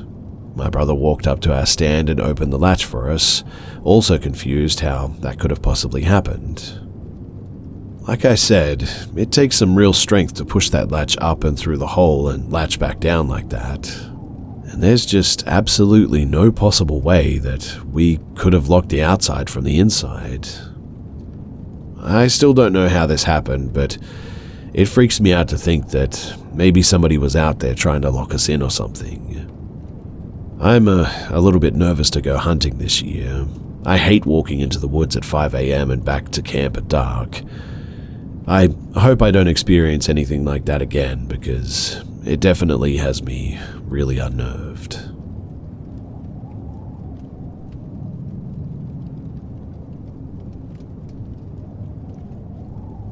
So I'm pretty sure that we were involved in some weird couples killing spree last night. Me and my boyfriend's family, we're big campers. We try to go as often as possible and try to find different places depending on the weather and the season. We booked a beautiful spot on the lake and had been anticipating this trip for months at this point. Imagine our shock when we got to our site and we discovered that the lake has flooded most of the campsite with the exception of ours, one next to it, and then one about 100 feet away. We didn't get to enjoy the lake because, well, there was no beach access and the water was not safe. We shrugged it off though, and we set up our campsite as usual. Now, at about 7 p.m, we see a car pull into the campsite right next to ours. No big deal, we just got about our night. I noticed though that they were not in a hurry to set up camp. A middle-aged man and a woman got out of the car. I'm a very observant and paranoid person, so I notice details that most people may not think anything of. In my mind, though, these campers arrive really late after check-in and don't unload anything from the car. They didn't talk to each other, and they kind of just looked into our site in passing. Again, no big deal, I think. But a bad storm hit us a few hours later, and we were literally holding down our tents while the couple next to us just sat in their car, no tent. I still thought that this was odd, but my boyfriend said they probably were car campers and had the back seat set up to sleep in. Okay, makes sense, I guess. But still, why come to a tent campground? Anyway, we go to sleep and all is well, until I'm awakened by the sound of footprints in our vicinity. We had been drinking, so the fact that this noise woke me up means that it was very close to our tent. I spring up instantly and listen. I heard people walking up to our tent and saw the silhouette of a man through my tent too. In a state of panic, I unzip the tent and look outside. Two people with red headbang flashlights are standing about 7 feet from me. I rush myself back into the tent and grab my pepper spray air pistol. During all of this, my boyfriend wakes up asking me why I opened the tent like this, and I explain what I just saw. His reasoning is that it was the neighbors just gathering firewood, and I can't shoot them about that. Immediately, though, the people walk away and we hear silence once again. I take a moment to think that maybe I'm being paranoid and am also just a little bit hungover. I try going back to bed but can barely sleep at this point.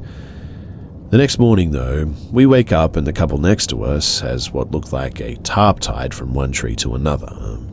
I'm thinking, what the heck is that? I notice that the man has the same khaki long pants he had on the night prior, and the woman also wearing the same clothes. This in itself isn't weird while camping, but what was weird is that they were not dressed for camping at all. It's hot, and the clothes that they were wearing were not what you would wear in this environment. Long pants, almost like to protect you when going through the woods to hijack another site is what I thought. We go about our day though, and I keep noticing that the couple doesn't seem to interact with each other at all. They don't talk and start a fire in the fire pit for lunch, taking it very easy. Me and my boyfriend's family though, we decided that due to the weather and the lake, we would head home early. Well, the couple next to us, who had literally just started a fire, immediately packed up and left just as we started to pack. They left in a hurry too. We eventually finished packing though, and we get back to my boyfriend's parents' house and decide to stay for a while there. Well, I told my boyfriend's parents about the whole thing and how off and weird it was, and what they had to say honestly chilled me to the core. They said that the man upon arrival seemed to be antagonizing the dogs. They have a Rottweiler mix and a pit mix, to see how they would react. They weren't sure why he took this stance, but after me telling them this, we put our stories together. They pointed out that he would stand and stare at the dogs while the woman was acting busy doing absolutely nothing but just sort of moving around. Then they pointed out that the campers sat facing our campsite and not the lake. They also noticed that there was minimal interaction between them and just seemed to be staring at us the whole time. They said one of the dogs would growl occasionally throughout the night, and they didn't get much rest that night.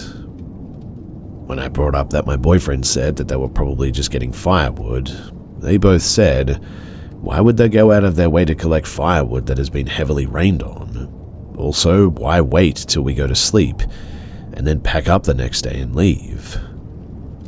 So, this is what I think. I think these people were locals who knew the condition of the campsite and scoped it out. They noticed that our site was reserved and isolated. No one else was there but us and them and some other campers pretty far apart. I think that they camped out to either rob us or maybe even murder us, but then heard my boyfriend say something about not shooting them, not knowing that it was a pepper spray air gun, and they backed off. Then they spent the afternoon observing us until they saw us leaving and they decided to call it off. Because, honestly, none of their behavior makes much sense. So, my question for all of you guys is, am I crazy?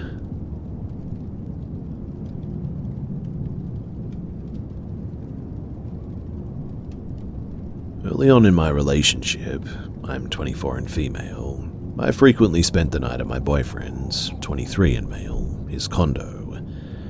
He lived alone on the bottom floor. His neighbor above him was kind and usually a quiet guy. I rarely noticed noises coming from above. For context, almost the entire condo was hardwood flooring, with the only carpet being in the family room. My boyfriend was working a pipe fitting job and commuting a couple of hours away. so he would usually leave at about 4 in the morning, if not earlier. I would usually stay in bed for a couple of hours after he left, then would hit the road around 7 or 8, depending on my work schedule. The first time that I noticed something, it was just a bit of a dream, albeit a very vivid dream. This took place after my boyfriend left for work and I had fallen back asleep. In the dream, I was walking through his condo and, as I passed by the bathroom, an old man came out and started yelling at me, saying something was wrong with the water. He had no clothes on, was shorter, rounder, bald sort of fella. When I went to look in the tub, the water was coming out of it dark brown, almost black in color, and the old man started telling me that I needed to get out, still yelling at me. I didn't think much of this dream. I figured that it was my mind being silly and remembering that the building used to be an assisted living facility. A week or two later, though, is when the weirdness escalated a bit. My boyfriend left for work as usual, but this time I had a harder time sort of falling back asleep. I gave up after about half an hour or so, settling on scrolling through social media, until it was time to leave. As I'm laying in his bed, I hear what sounds like wet footsteps coming down the hallway. I can hear each individual step squish as it comes down the about 20-foot long hallway, until it stops outside of the bedroom door. There was no shadow that I could see, and the sound was so clear that I initially assumed my boyfriend had forgotten something at home, or that he had been sent home from work. I waited and waited for him to open the door, but I never heard the footsteps recede, and nobody came in. I stayed frozen in bed, and ultimately chose to ignore it. I waited patiently for the sun to come out, and promptly left without even making the bed.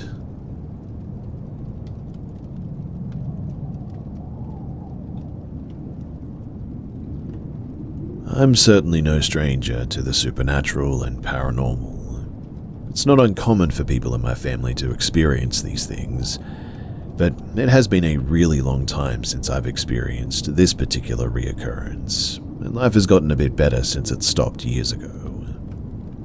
Now, for the longest time since about the age of maybe 6 years old, I've experienced sleep paralysis.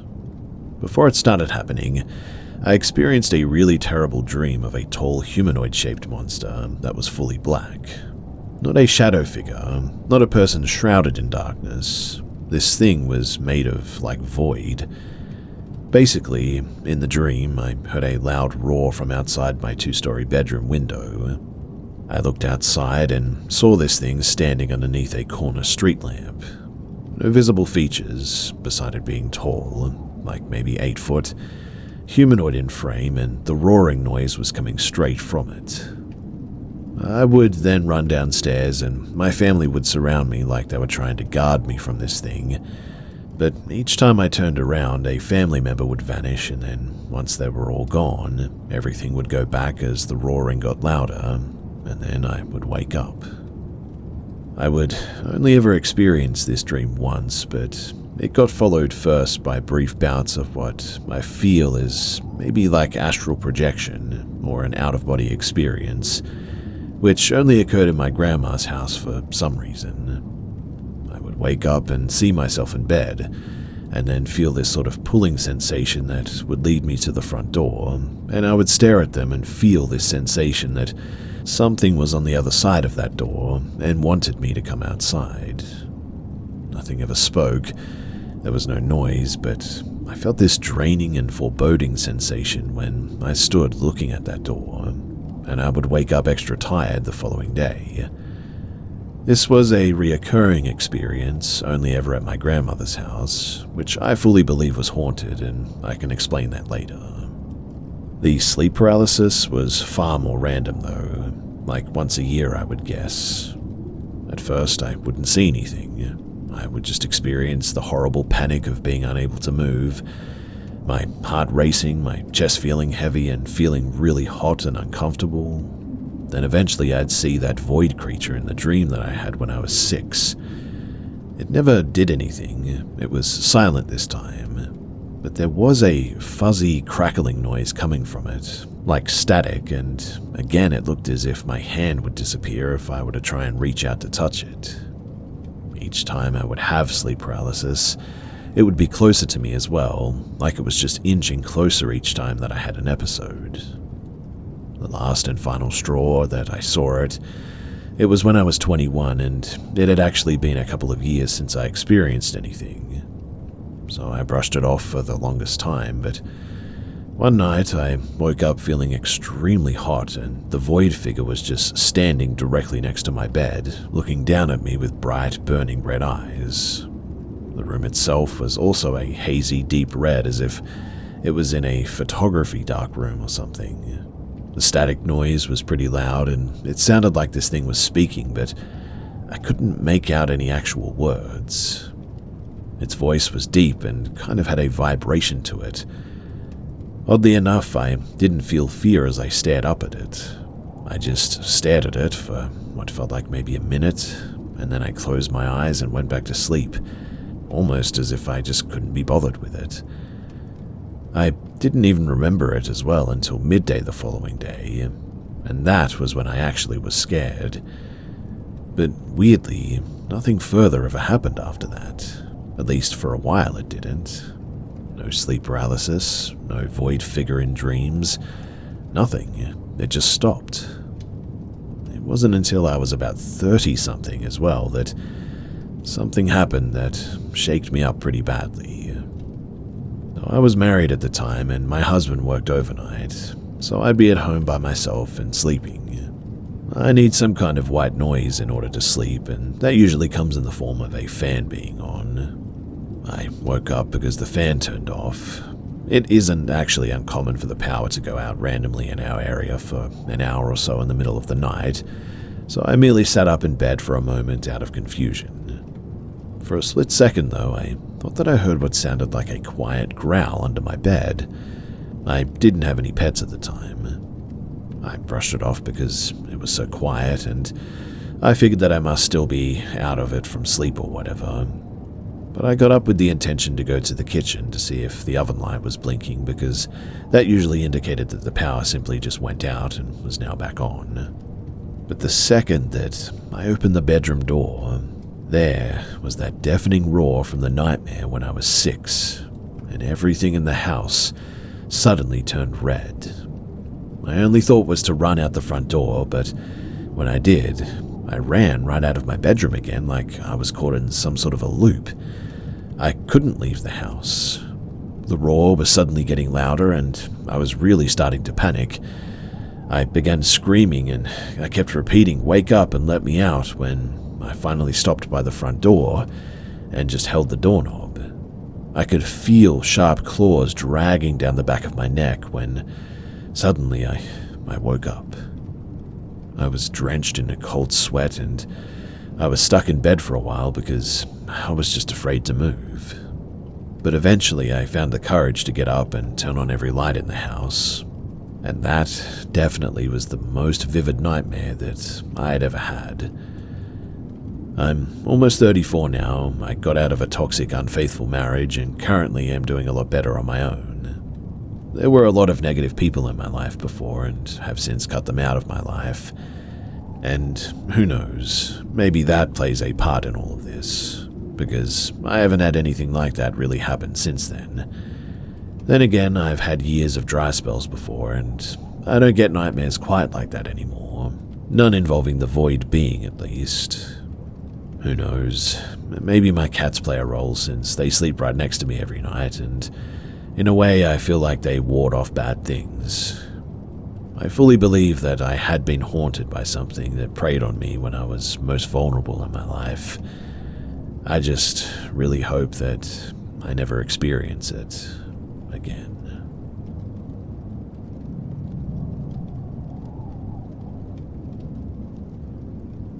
In Northern California, my family lived in an old house from the 60s. It was worn and squeaky, but livable. A charming house, really. We lived in this house for a few years, and my experience in this house was when I was also young. maybe about 13 or 14, and many of these instances had convinced me thoroughly that this place was haunted. So when we first moved in, there were many drafts, cold spots, and some strange sounds through the house, but nothing came close to the pictures that I'd gotten of the entity in the home. Leading up to the photos being taken, my family had started seeing orbs, shadow figures, etc. that were generally non-applicable to a haunting in their eyes, but I was freaked out more and more as time went on. And one day, I was sitting on my parents' bed reading an old magazine when I heard a very clear hi right next to my ear. I left the room so fast it was unreal. Another day, I'd lost my phone for a week, tore apart my room from top to bottom, couldn't find it anywhere. A week passed and I found it sitting neatly on a box in my closet. Okay, I must have looked past it, right? Whatever. Around this time, I was known for making little recordings of my child self singing and making atrocious noises because I was a weird kid. The thing is that I always named those recordings, always. The day that I found the phone, I went in there to listen to my sound clips, and there were 3 new unnamed recordings. Weird. I mean, I would have named those for sure. So I played them and was instantly freaked out. One was less than a second long. The problem with the logic behind myself making this one was that I debunked myself from pocket recording because to hit start and stop, the phone was too slow that it takes about 3 whole seconds from start to end the recording. The first one was short and wasn't dissimilar to the sound of a horse galloping. The second sounded like a pocket recording, so I shrugged that one off. Okay, strange. The third recording was fairly long and hosted a loud crunching or marching noise with children in the background like a party. I hadn't been to any parties, nor was I in school for the spring break, but you can clearly hear an adult male voice say the word name Fallon, but the rest is muffled. Okay, cool, whatever, I forget about it. But a week or 2 later, my phone disappeared once again. I searched and searched my closet for days to no avail, only to find it a week later in the exact spot that it was last time. This time, I instantly directed it to the sound clips and, to my surprise, found 3 more recordings. 2 short ones and 1 long one. The first 2 were just static noise, but the third one brings chills to my arms every time that I listen or think about it. It was a very little girl singing into the phone like I would have, but I definitely did not sing that. It was hard to make out, but it was something about going to the edge, then something else I couldn't quite make out, and then it just ends. Don't get me wrong, I know it's heaps unlikely that there's a ghost who can record themselves singing into a phone, but I have no idea where these came from. I'm the youngest in my family, and nobody could tell me where those came from either. Nobody would play a prank like that, and my young cousin, pictured in the picture that you're about to see, didn't have any knowledge of how to navigate a phone yet. Sometime later, I was woken up really late at night one time for some reason. I've had terrible insomnia problems my whole life, but I could hear my dad in the kitchen. He must be coming home from work, I thought, checking the alarm clock. But it was 3 a.m, and there was no way that he was home that late. Then I remembered, no, he didn't work today. Heavy bootsteps started walking from the kitchen towards the hallway. It walked from the laminated floor into the kitchen to the carpet, just down the hall, and eventually stopped in front of my sister's room. And I was awake for a few hours afterwards, not hearing anything else for the rest of the night, scared out of my mind, for sure. So, now to the pictures. I was babysitting my younger cousin by myself one day for a few hours. We were coloring and playing with Play-Doh. Pictured is me in front of them taking a picture of them, and I didn't see it when I took the pictures, and I didn't know it was there until years after we moved out. but the timestamp stated that they were taken within the same minute. And behind my cousin sat with the china cabinet with a mirror in the back. The figure in the mirror would have been standing just behind me in the kitchen. You can sort of see the cabinet of the kitchen, right, and the fridge to the left, and the window just past it if you look carefully. The figure, it had no facial features. The first picture was taken with the figure, and the second is without it. And you cannot tell me that this place wasn't freaky. Anyways, that concludes my story, and I would be happy to answer any questions if you guys have any. Thanks for listening.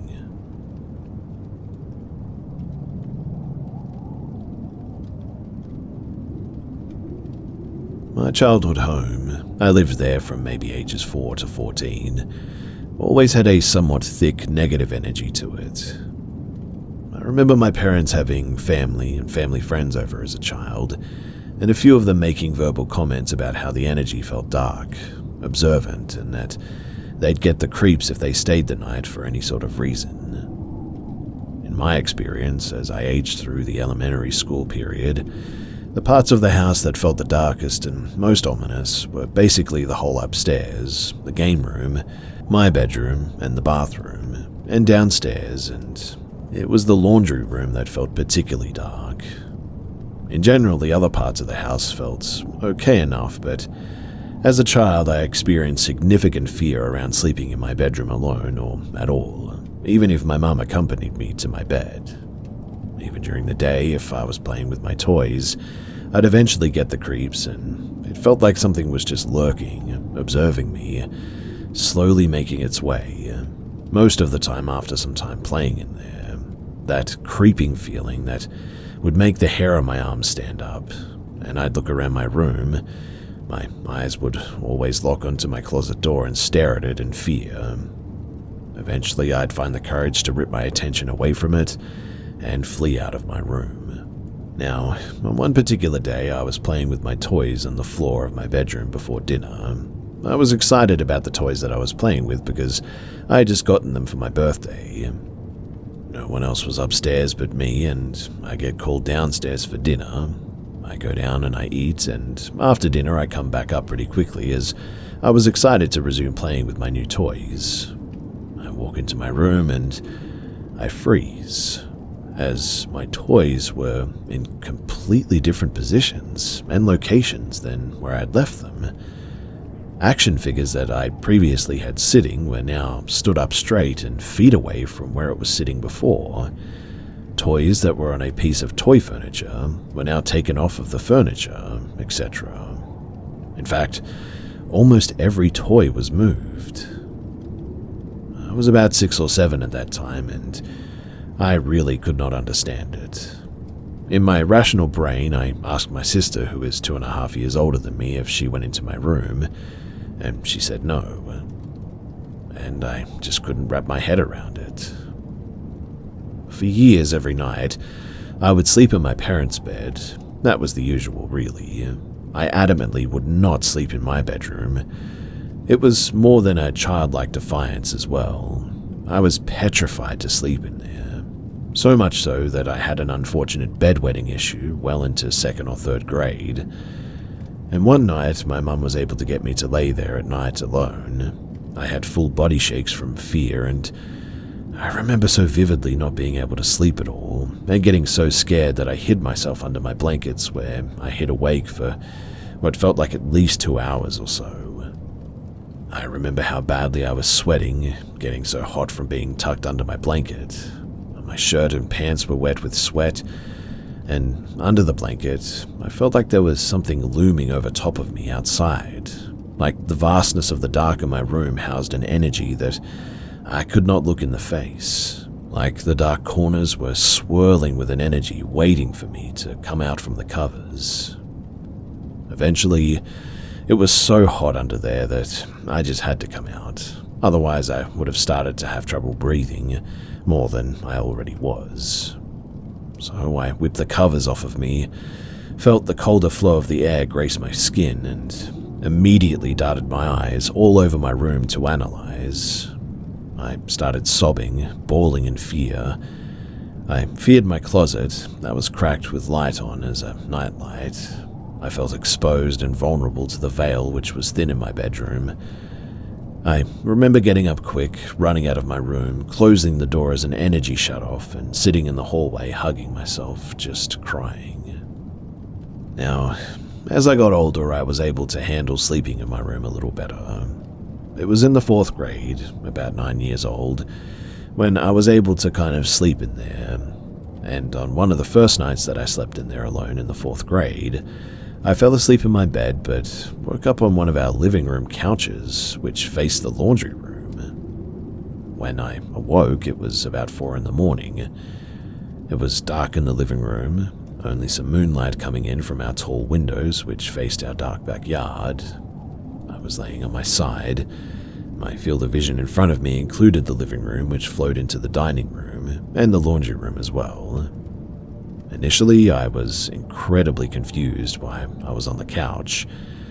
I didn't feel tired about waking, but I just felt awake, and as my eyes adjusted on the darkness of the laundry room, I realized that I was being watched. I will never forget the face of the entity standing there looking at me with an unwavering, sinister gaze. Again, in my rational brain, I tried to imagine what could have been in the laundry room that could have just looked like some seemingly demonic entity. I couldn't think of anything that was in there that could have caused that illusion. In there was just the washer and the dryer and the cabinets on the wall, really. Nothing else. No clothes or towels, no posters or artwork, nothing. But I stared into the darkness of the laundry room that, as my eyes further adjusted, seemed to illuminate this creature. More pale white skin, big circular black darkness around the eyes which peered upwards at me from a downward pointed chin, hair that was long, black and stringy. Its pale white fabric skin seemed to disappear vertically into the darkness, and I instantly felt frozen in fear. It wasn't moving, not even an inch. It didn't move a single muscle. I must have been breathing half of what you normally breathe in a minute, as I didn't move, or more that I didn't even need to move. I was hardly blinking, and I definitely wasn't going to go back to sleep. For some, I know that this sounds a lot like sleep paralysis, but I know for a fact that this was not that, because I was 100% not moving on purpose. I was not trying to move, and I couldn't. I was deathly afraid, and would not allow myself to bring any attention my way from this thing. I stared at it until the sun came up, and my parents' alarms started going off to get us ready for school. When the sun rose, I remember how stiffly I moved when I stood up. I kept my body back pressed on the wall next to the couch as I made the corner into my parents' room, never turning my back towards the laundry room in this face. Minutes later, when my parents were up and I needed to get ready for school, I ascended the stairs to my room and I found my bedroom blanket strewn down the stairs vertically, which would symbolize it falling off of my body as I maybe sleptwalked out of bed and down the stairs earlier, leading me to waking up on the couch. I don't remember what ensued following that, though. All I know is that around the same time frame, I had another sleepwalking episode where I wound up on the couch after falling asleep on my bed. This time, when I woke up on the couch, I also had articles of clothing taken off of me that would put places that would not have fallen onto naturally.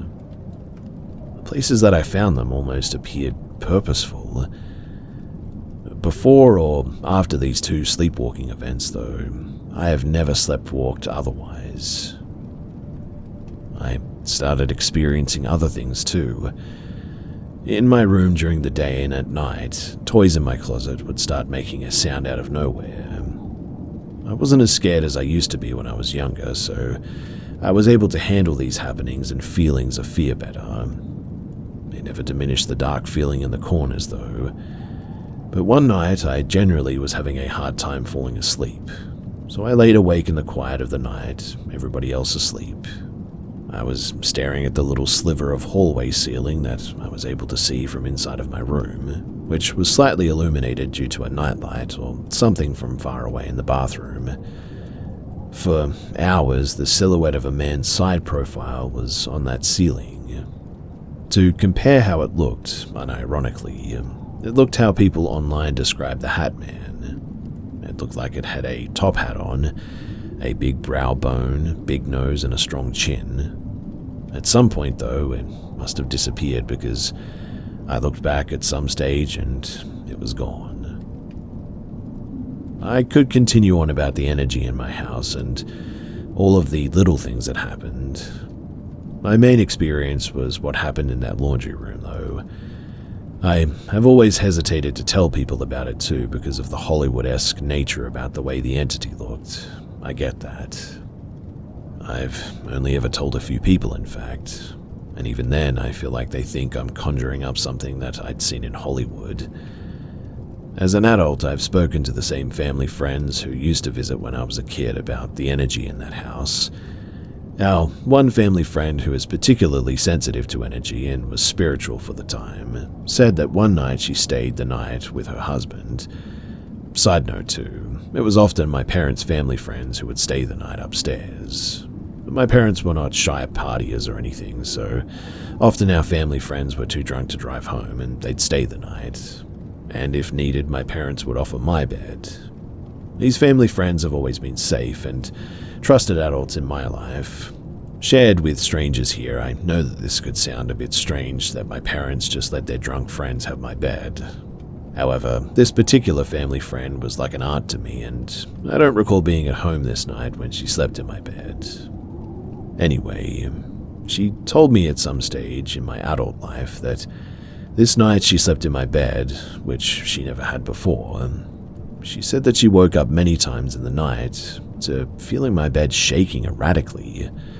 Not super strong shaking, but enough of an erratic movement that the entire bed frame woke her up many times in the night. Now, as an adult, I don't think too much about all of what I'd experienced. I remember in middle school when I first watched the first Insidious movie, connecting really deeply to that movie. I resonated a lot with Dalton, as he seemed to be the target of what was going on and having these confusing things happen to him. I definitely feel that I experienced more in that house than my sister or my parents ever did. I felt exposed constantly in that house to, well, whatever it was that was there.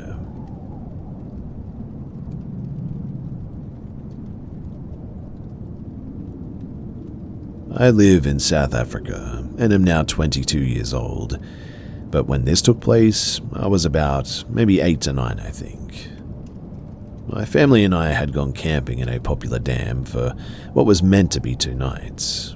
It was my mother, my older sister, and myself pitched up in a tent. On the first night, sometime pretty late, I had gone out to go for a pee, but on the way back, 2 older men, maybe in their 40s or so, they were sat at a fire and they called me over. I'll admit that I was a pretty brain-dead child at that time who didn't heed the wisdom of stranger danger, and so I obliged. They were busy braaiing and offered me some meat, which I happily accepted. We started chatting about stuff, and in hindsight it was mostly them just giving the usual small talk conversation points, but after a few minutes I remember I started to feel extremely dizzy. It was like the world was spinning, but everything was going in slow motion, if that makes any sense. Now, using drugs quite regularly, I definitely think that I was high under some sort of influence of some sorts. My memory becomes a little fuzzy at that point, but I remember them offering me to take me for a ride in their car to show me something at that point. A little late, I know, but I realized something was up, and I started to cry, and I tried making my way back to my tent, but these guys just kept insisting. I must have made a decent amount of noise, though, as another camper came up and began asking them what was going on. They told her something about trying to help me back to my family or what have you. My memory is really fuzzy here as well, but she ended up bringing me back to my mum, and they were talking about something outside the tent while I went back to bed. The next day, all I remember was it was a nightmare of nausea, and I pretty much ended our camping early as we went back home after this. As for the two men, I never did see them that day, but it's not like I was looking either, so I don't know if they left or not, but truly I was just glad to be going home.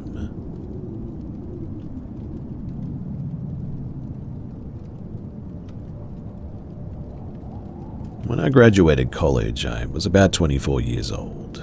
I really wanted to get out on my own and try living alone at that age. I mean, bit of a late bloomer, I know, but luckily for me, my grandma had asked me to move in to an assisted living center about a year prior. I had asked my parents if I could live there. They talked it over with my grandma, and she agreed that it would be nice to have someone there after a year of it sitting empty.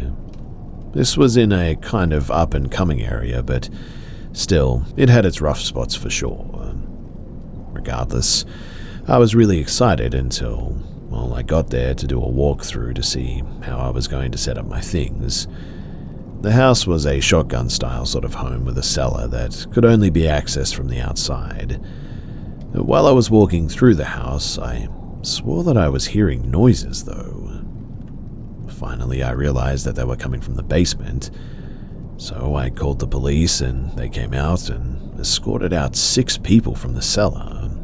They were apparently squatters that had been living there, and after they left, I went down there to find, well, all kinds of stuff. The cops took all the drugs and anything else illegal, but it looked like someone had spray painted the walls just all over the place. It was just a concrete cellar where the water heater and the HVAC were, so I wouldn't have really cared, except it seemed to be kind of, well, satanic, I guess is the best word. I don't know anything about that stuff, but there was a couple of pentagrams and a chalk circle on the floor. The cops didn't really have anything to say about it. They didn't know either. So I poured some water on the floor to wash away the circle, but the walls I just left as they were. Well, fast forward a few months of me living there. Honestly, I had forgotten all about it. I had started dating my future wife, and she was over a lot. We were getting ready for bed one night in the bathroom brushing our teeth, when a knock came from the back door. I ignored it, but it came again. It was 1 a.m, mind you, and this was my back door as well. I mean, someone had to have come into my backyard by opening the fence gate. So I grabbed my gun and went to the door, keeping it out of view, and some guy was standing there on the porch. I opened the interior wooden door, but kept the outside storm door shut and locked. I asked what he was here for since it was so late, and all he said was, "Is Christina here?" I told him that he had the wrong house, and all he said was, "Oh, so you don't want me to leave?" I told him that he better leave and not come back, and he just sort of stood there, staring at me. I'll admit that I was getting very nervous at this point, and so I shut the door. He walked down the steps and just stood in my backyard, staring at the house. And then he tried to open the cellar doors. I had them padlocked and he gave up eventually, but I opened the back window and told him to get out of here before the cops show up, or he gets shot, or maybe both. But again, he just stared, and then finally he left. I didn't sleep that night. Again, though, a couple of months later, my girlfriend told me that the guy came back, just standing in my backyard staring at the house. This time it was in broad daylight, and I called the cops this time, and he tried the cellar doors again but left before they showed up. The next day I went down to the cellar to see if maybe there had been something left behind that he was trying to get to, but I genuinely found nothing. It was just a damp, disgusting cellar with a dirt floor, and I have zero idea why he wanted to be in there. I highly doubt the satanic stuff had anything to do with it, but it certainly just made it a whole lot creepier, I guess. I unfortunately had to move out sometime later as I could no longer afford it. We never saw the guy again, but the whole situation was just really, really weird.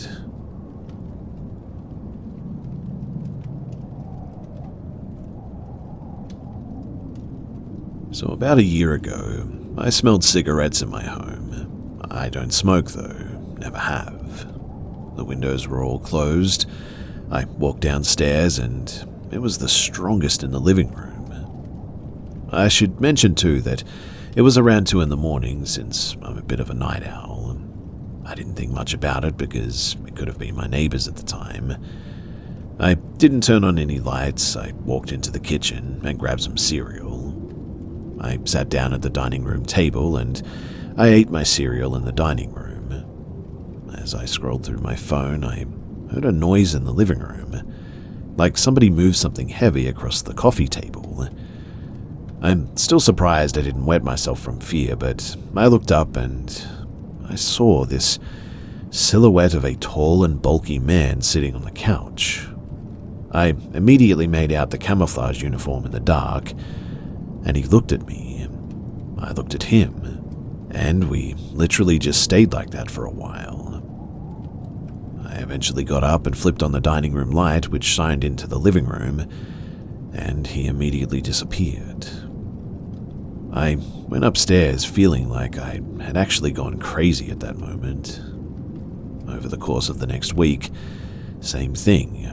With the strong smell of cigarettes, I'd walk down the stairs and he'd be just there, chilling on the couch in the complete dark. As the next month went on as well, things kept getting weird.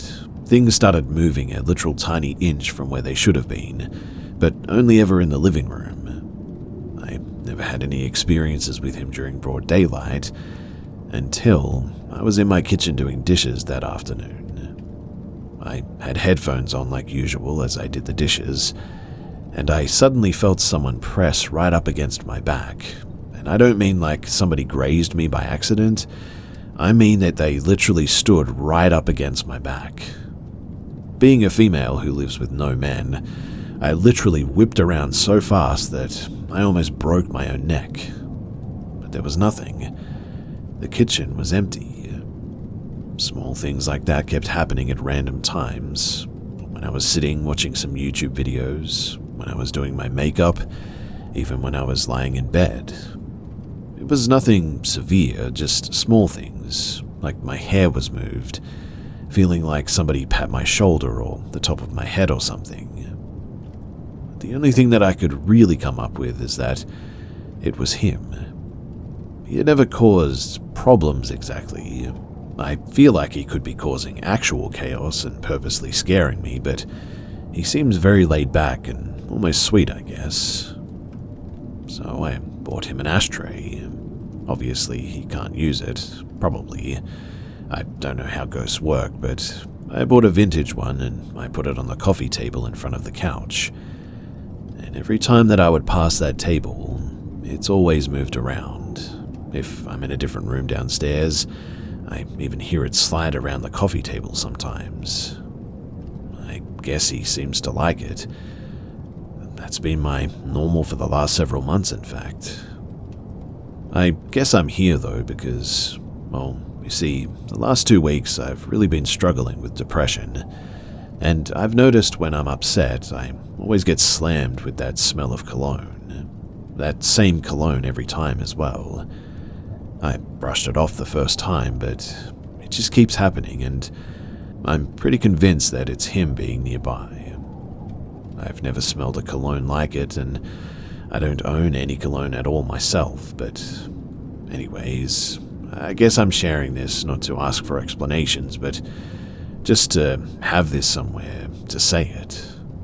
Because I'm scared if I told somebody else in my real life that they'd probably think that I'm going crazy.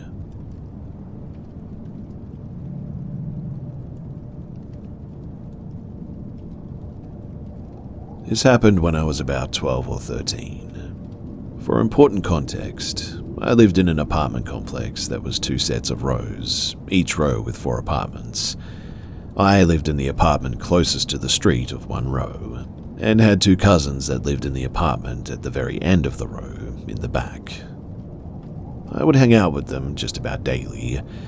We were very into soccer at the time, and we would walk to the park about 4 or 5 streets away, along with some of the neighborhood kids, and play some soccer there. Now, I say neighborhood kids, but it was a big group of about maybe 15 kids total, and the ages ranged from 10 years old all the way up to 17. One of my two cousins was the 17-year-old, which is why my parents allowed me to go without any supervision in the first place. So on this day, like usual, we made our way back to the park. Some of us would walk, some would ride scooters or skateboards. I had my bike that day. We get to the park and we start playing. About halfway through our game, my parents drive by and they call to me from our car. They tell me that they'd be going to the store and to wait at the park for them. Okay, no big deal. I figure that they must want to go somewhere else afterwards, and it's just easier to pick me up from the park than for me to wait back at the house. Of course, this doesn't make sense because it's a 4-street distance, but at the time, to my 12-year-old mind, it was perfectly logical. So we keep playing for about another hour, and then as we get closer to sunset, more and more kids start making their way back to their house. When my cousins wanted to leave, they asked me if I was ready, and I said that my parents told me to wait for them here. So they left, and I stayed behind. Eventually, too, it was just me. Honestly, though, that was not really a big deal for me. I'm familiar with the neighborhood, and I have my bike, and the energy of a 12-year-old. So I start riding my bike up and down the street, just sort of killing time. At this point, it hasn't occurred to me that if my parents wanted me to wait for them at the park, they wouldn't want me to wait past sunset. But eventually I get impatient and hungry. But not wanting to get grounded for disobeying my parents, I kept waiting. Except instead of waiting at the park, I crossed the street and was waiting there instead. After a few minutes, a car drove up and stopped next to me. Nothing scary yet because there is a stop sign there, so I don't really pay it much mind. Except when it drove away, I realized that the car looked a bit weird. It was old and boxy, like an 80s car, but what really stood out was that it looked spray-painted grey. What I mean is that it was definitely not real car paint, or done by a professional at least.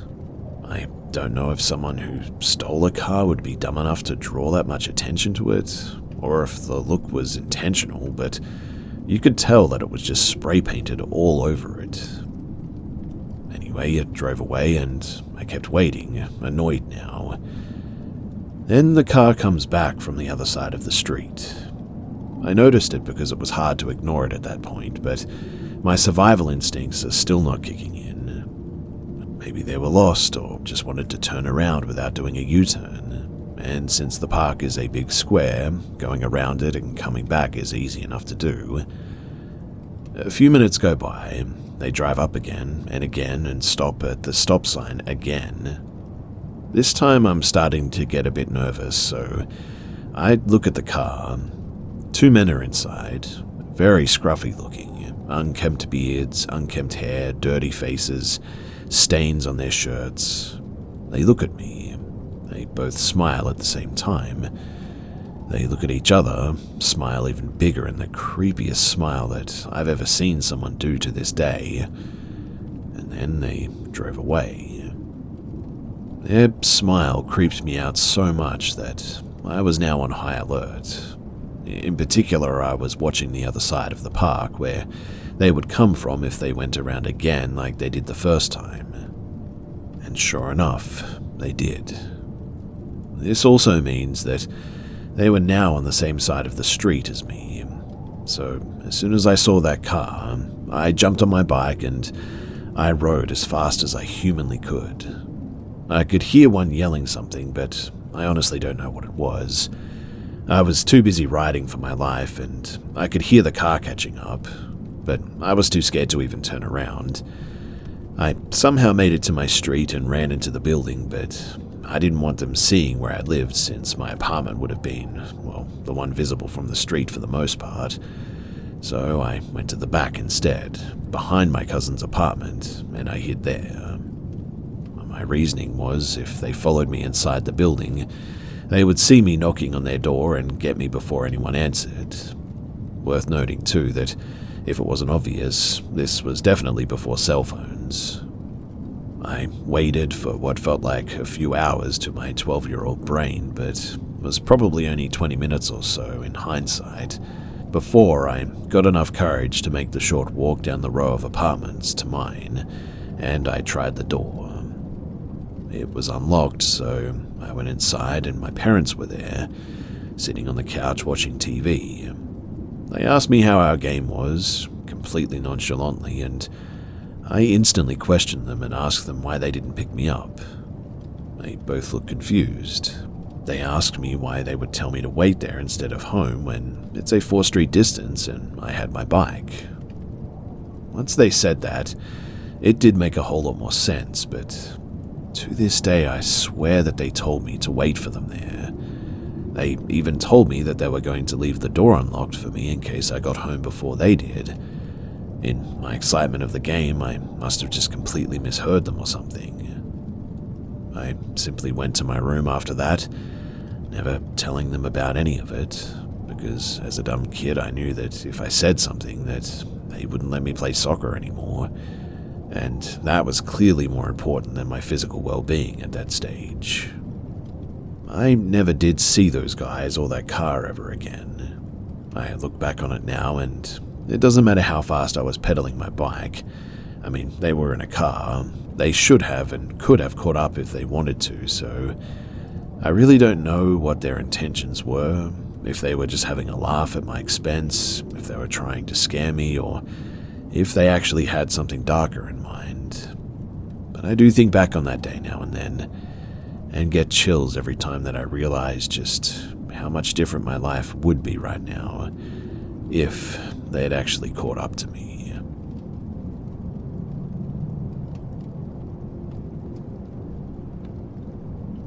So I'm 24 and male, and branching out a little bit in my dating practices.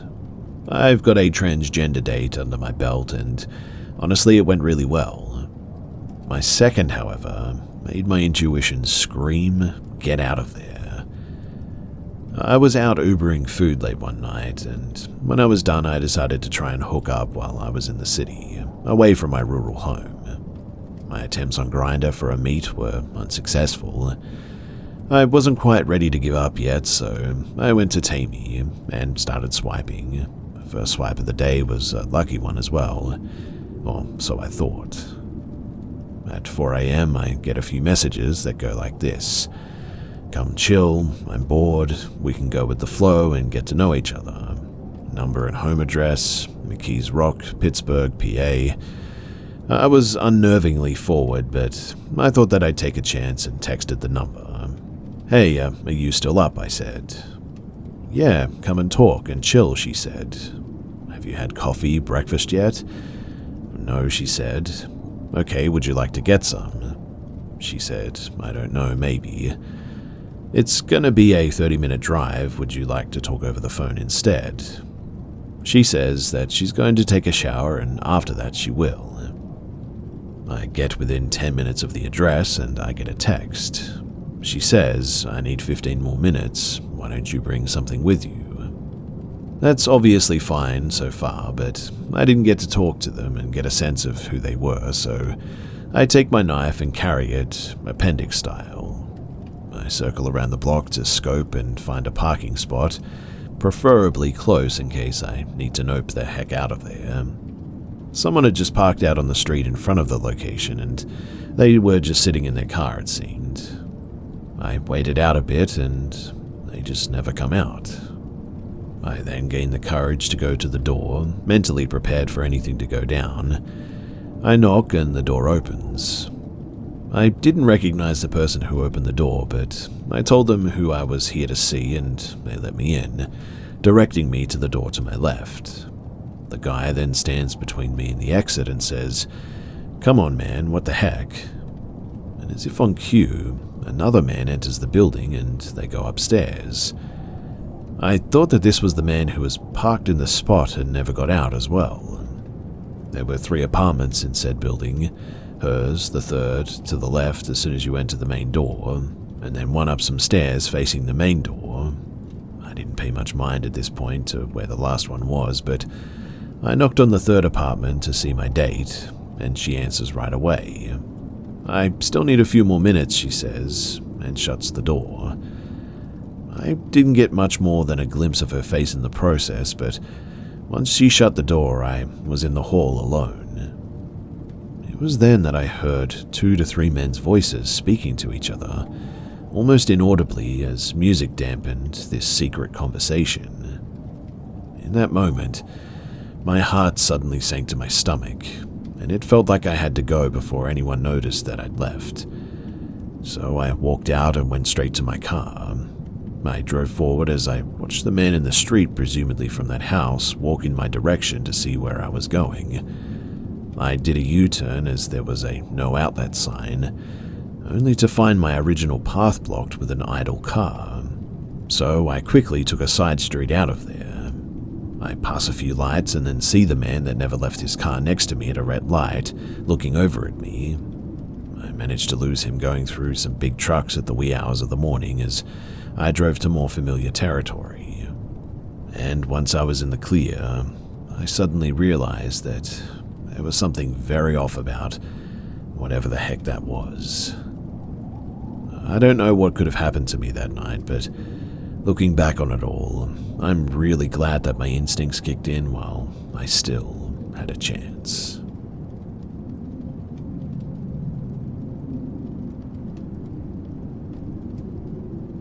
This experience gave my whole family chills, and quite honestly, we're looking for a rational explanation for it. It happened on last Christmas. My grandparents' house is in the middle of the woods. Our whole family has this yearly get-together kind of thing during Christmas, and we were preparing dinner and my aunt was taking a nap at that time, when she started screaming, twitching, and woke up in a cold sweat. She started mumbling nonsense about seeing visions of mangled toddlers creepily smiling and walking towards her.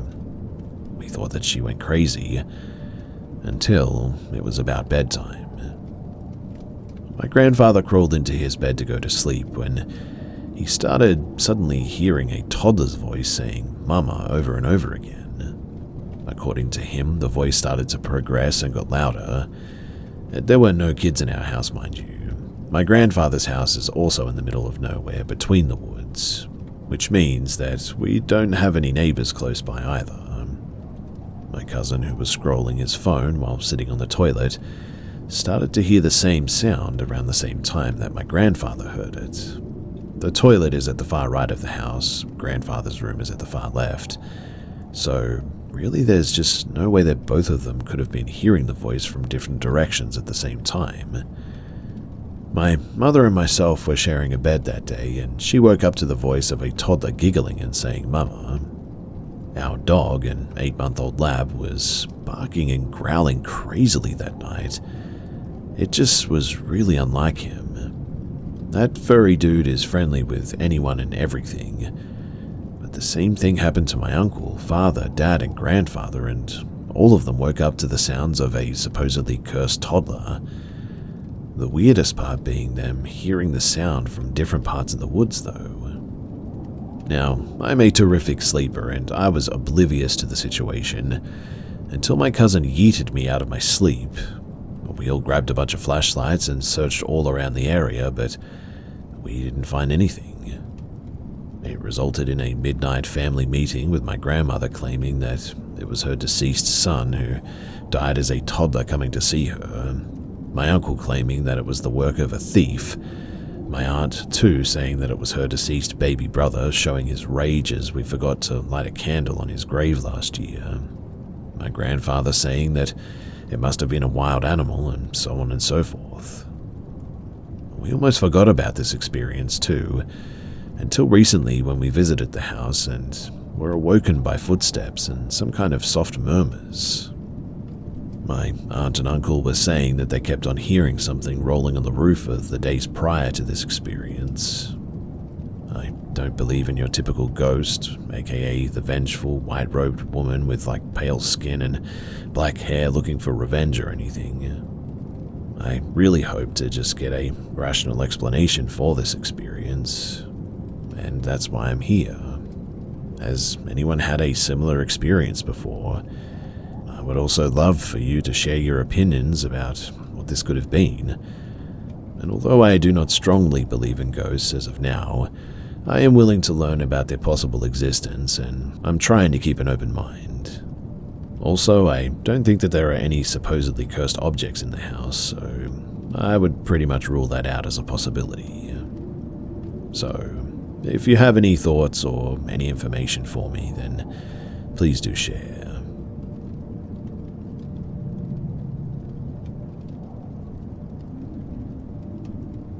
So first of all, I'm not from North America, middle of Europe here actually, so there are no crazy big wild animals and mountain lions who could make weird sounds, or even hillbillies with guns in this story that I experienced during a time at college, but it was definitely still pretty spooky.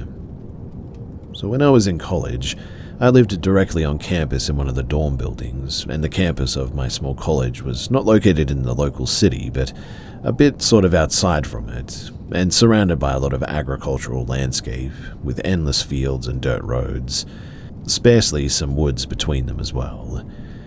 I really liked it there because you could go for chill walks and runs through the middle of the fields without much disturbance by city life and other people, except for some hunters and some farmers occasionally. But fast forward to one time when me and my two friends went for a walk through the fields, via the dirt paths there, at 11 p.m. on a warm late summer day. We chatted and laughed about silly stuff while making our way further and further away from campus. The only stuff that you saw were the red lights of wind turbines and some small towns in the distance, and here and there a bat flying over our heads. We had no lights on us, and only one had his mobile phone with him. When we were 5 kilometers away from campus, we checked on the maps. We suddenly came to a crossing and wondered where we should go, to make it a loop back to campus without going the same way that we had come from. We decided on a path which went to the right, and that was when things got a bit weird. Bear in mind that we're all pretty tall guys in their early 20s, which is still kind of safe and not easily scarable or anything, but the first thing that I noticed was a shadowy thing moving in the distance down the path that we had started to take. It was barely noticeable, but definitely something was moving there. The others noticed it too, and we joked about some horror movie stuff, but we shrugged it off as some deer that was crossing the path at some point. We continued further into the path and forgot about the shadow, until we saw a high seat perch, but they're everywhere for hunters here, near the path. We decided to climb on it, to take a bit of a rest and enjoy the dark landscape. In the distance, you could see the silhouette of some of the small wooded areas, 100 meters away from our spot. As I was gazing around, my eyes suddenly catch some lights moving through the wooded area. I wiped my eyes, and when I looked again, I saw that it was a person with some kind of a headlamp running through the woods. Not jogging, but full-on force sprinting in a parallel direction to our spot. We also checked later on Google Maps that there really was no path through that wooded area. I told the others, and together we followed the light all the way to the right side of the woods, when one of my friends decided that it would be funny to scream in the direction of said person. He screamed something like hello, and the light of the headlamp turned around directly in our direction. After a few seconds, it turned off completely, and we couldn't see the person anymore. And suddenly, this eerie feeling is the best way that I can describe it, suddenly kicked in for all of us. I don't know why, but the idea of a random person in the middle of nowhere that kind of knows that we were there, but we can't see them anymore, suddenly scared us a bit. We climbed out of the hunting perch and we booked it out the way that we had come from, with a pretty fast walking pace. While on the way back, we kept looking behind us to see if anybody was following us, and I swear that I saw some shadow moving again down the path behind us. It was probably just hallucination because we had an eerie feeling, but I don't know. Back to campus we went to one of the guys' dorms, downed a beer and talked about what had happened. We just couldn't find a good explanation for why a person would act like that in the woods there. I mean, hunters usually don't sprint full force forward here, especially not alone like that, only if there's like a big group to hunt, but that would be loud with many dogs and all that. And a trail runner at 11 p.m. in a random wooded area with no trails seemed really off also. But who knows? Anyway, we never found out who that was, and in the end we just kept away from that part of the path and all the upcoming walks that we went on. But still, something about those shadows and seeing that person there, it still gives me the creeps.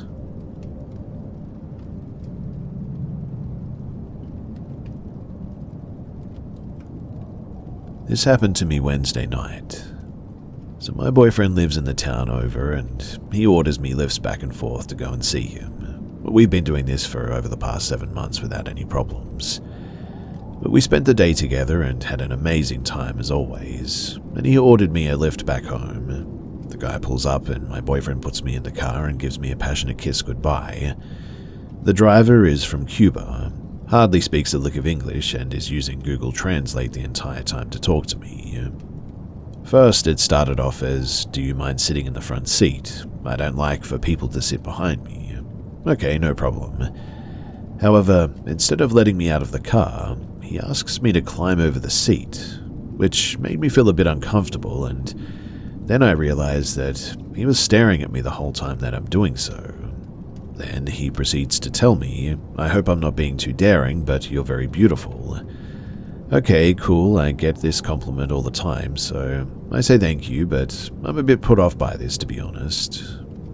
He goes on like a regular driver, asking me if the music was okay, and the volume and all that, you know, the regular stuff. Then he starts asking me about the address that I'm going to. "Am I taking you to your home?" I reply, "Yes, I'm going home." He then asks, "Can I go home with you?" I laugh at this and say no. He asks about the guy that put me in the car, if he was my boyfriend or my husband. He's my boyfriend, my soon-to-be husband. He asks, "Can I be your boyfriend too?" I say absolutely not. He asks why not. I say that I'm totally against that I'm in love with my boyfriend very much, and that I'm extremely loyal and faithful to him. He says he doesn't have to know. In Cuba, we believe in having multiple partners, and not all of them know about each other. And I say, well, that's definitely not a thing for me. I don't believe in that one bit. He says, "Your boyfriend makes the mistake of sending you home alone. I would have taken you myself to make sure you got there safe." I'm getting very upset at this point, and I'm only laughing at what he says, trying to maintain a friendly composure because I know how ugly things could turn if I start giving this guy attitude. He doesn't speak again for a while, and when he does, he asks me again if he could come home with me. I tell him no again, and he says, "You're so beautiful, I really want to be your other boyfriend." I don't even say anything, but shake my head no and start fidgeting with my phone. He tells me that he has a lot of money and that he would take care of me. I told him that I didn't care about that and that I wasn't interested. He asks if he could give me his number so that we could text each other, and I say no. After what seemed like an eternity, we pull up to my house and he gets down trying to help me with my bags. I decline his help and he tells me, "Hold on," and pulls out his phone one more time and asks, "Can I come inside with you?" I tell him have a good night and to have a safe trip back, and dart inside as fast as I could, locking all the doors behind me, calling my boyfriend immediately so that he could report this weirdo because I don't want this unpleasant experience to happen to anybody else. In the end though, the only thing Lyft did was give my boyfriend a $5 credit to his account for the unpleasant experience. He wasn't even able to tell him. He really wasn't even able to tell them why it was so unpleasant.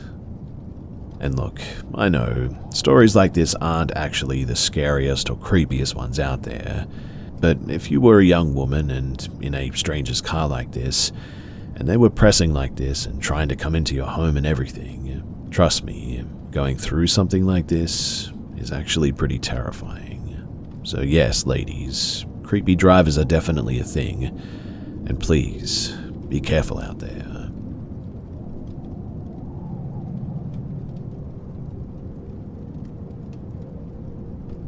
When I was about 4, this was in 1997, my mum and brothers went to a water park on a weekend during the summer.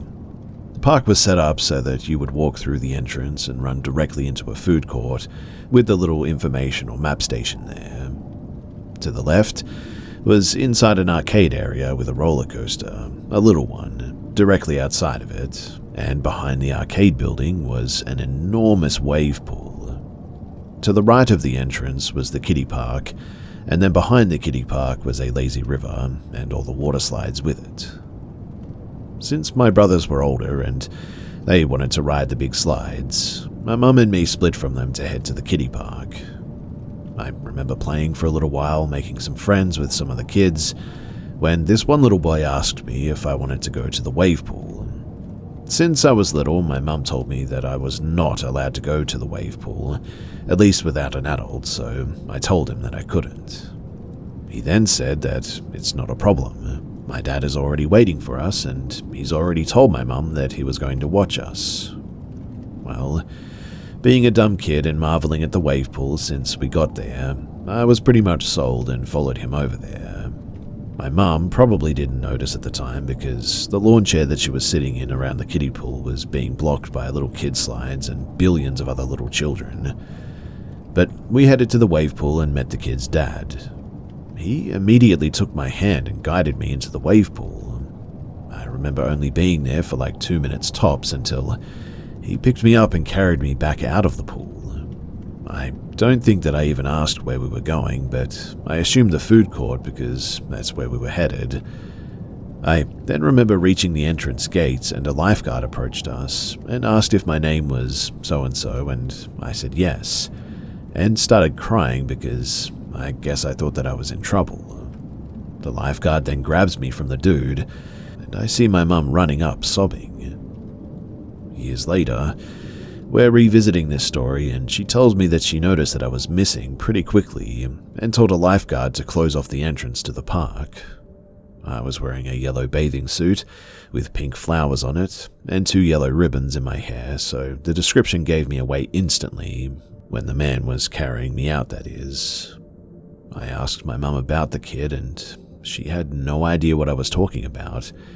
She said that it was just the singular man, and apparently he ran to his car in the parking lot as soon as the lifeguard took me out of his arms. In other words, there was no kid with him.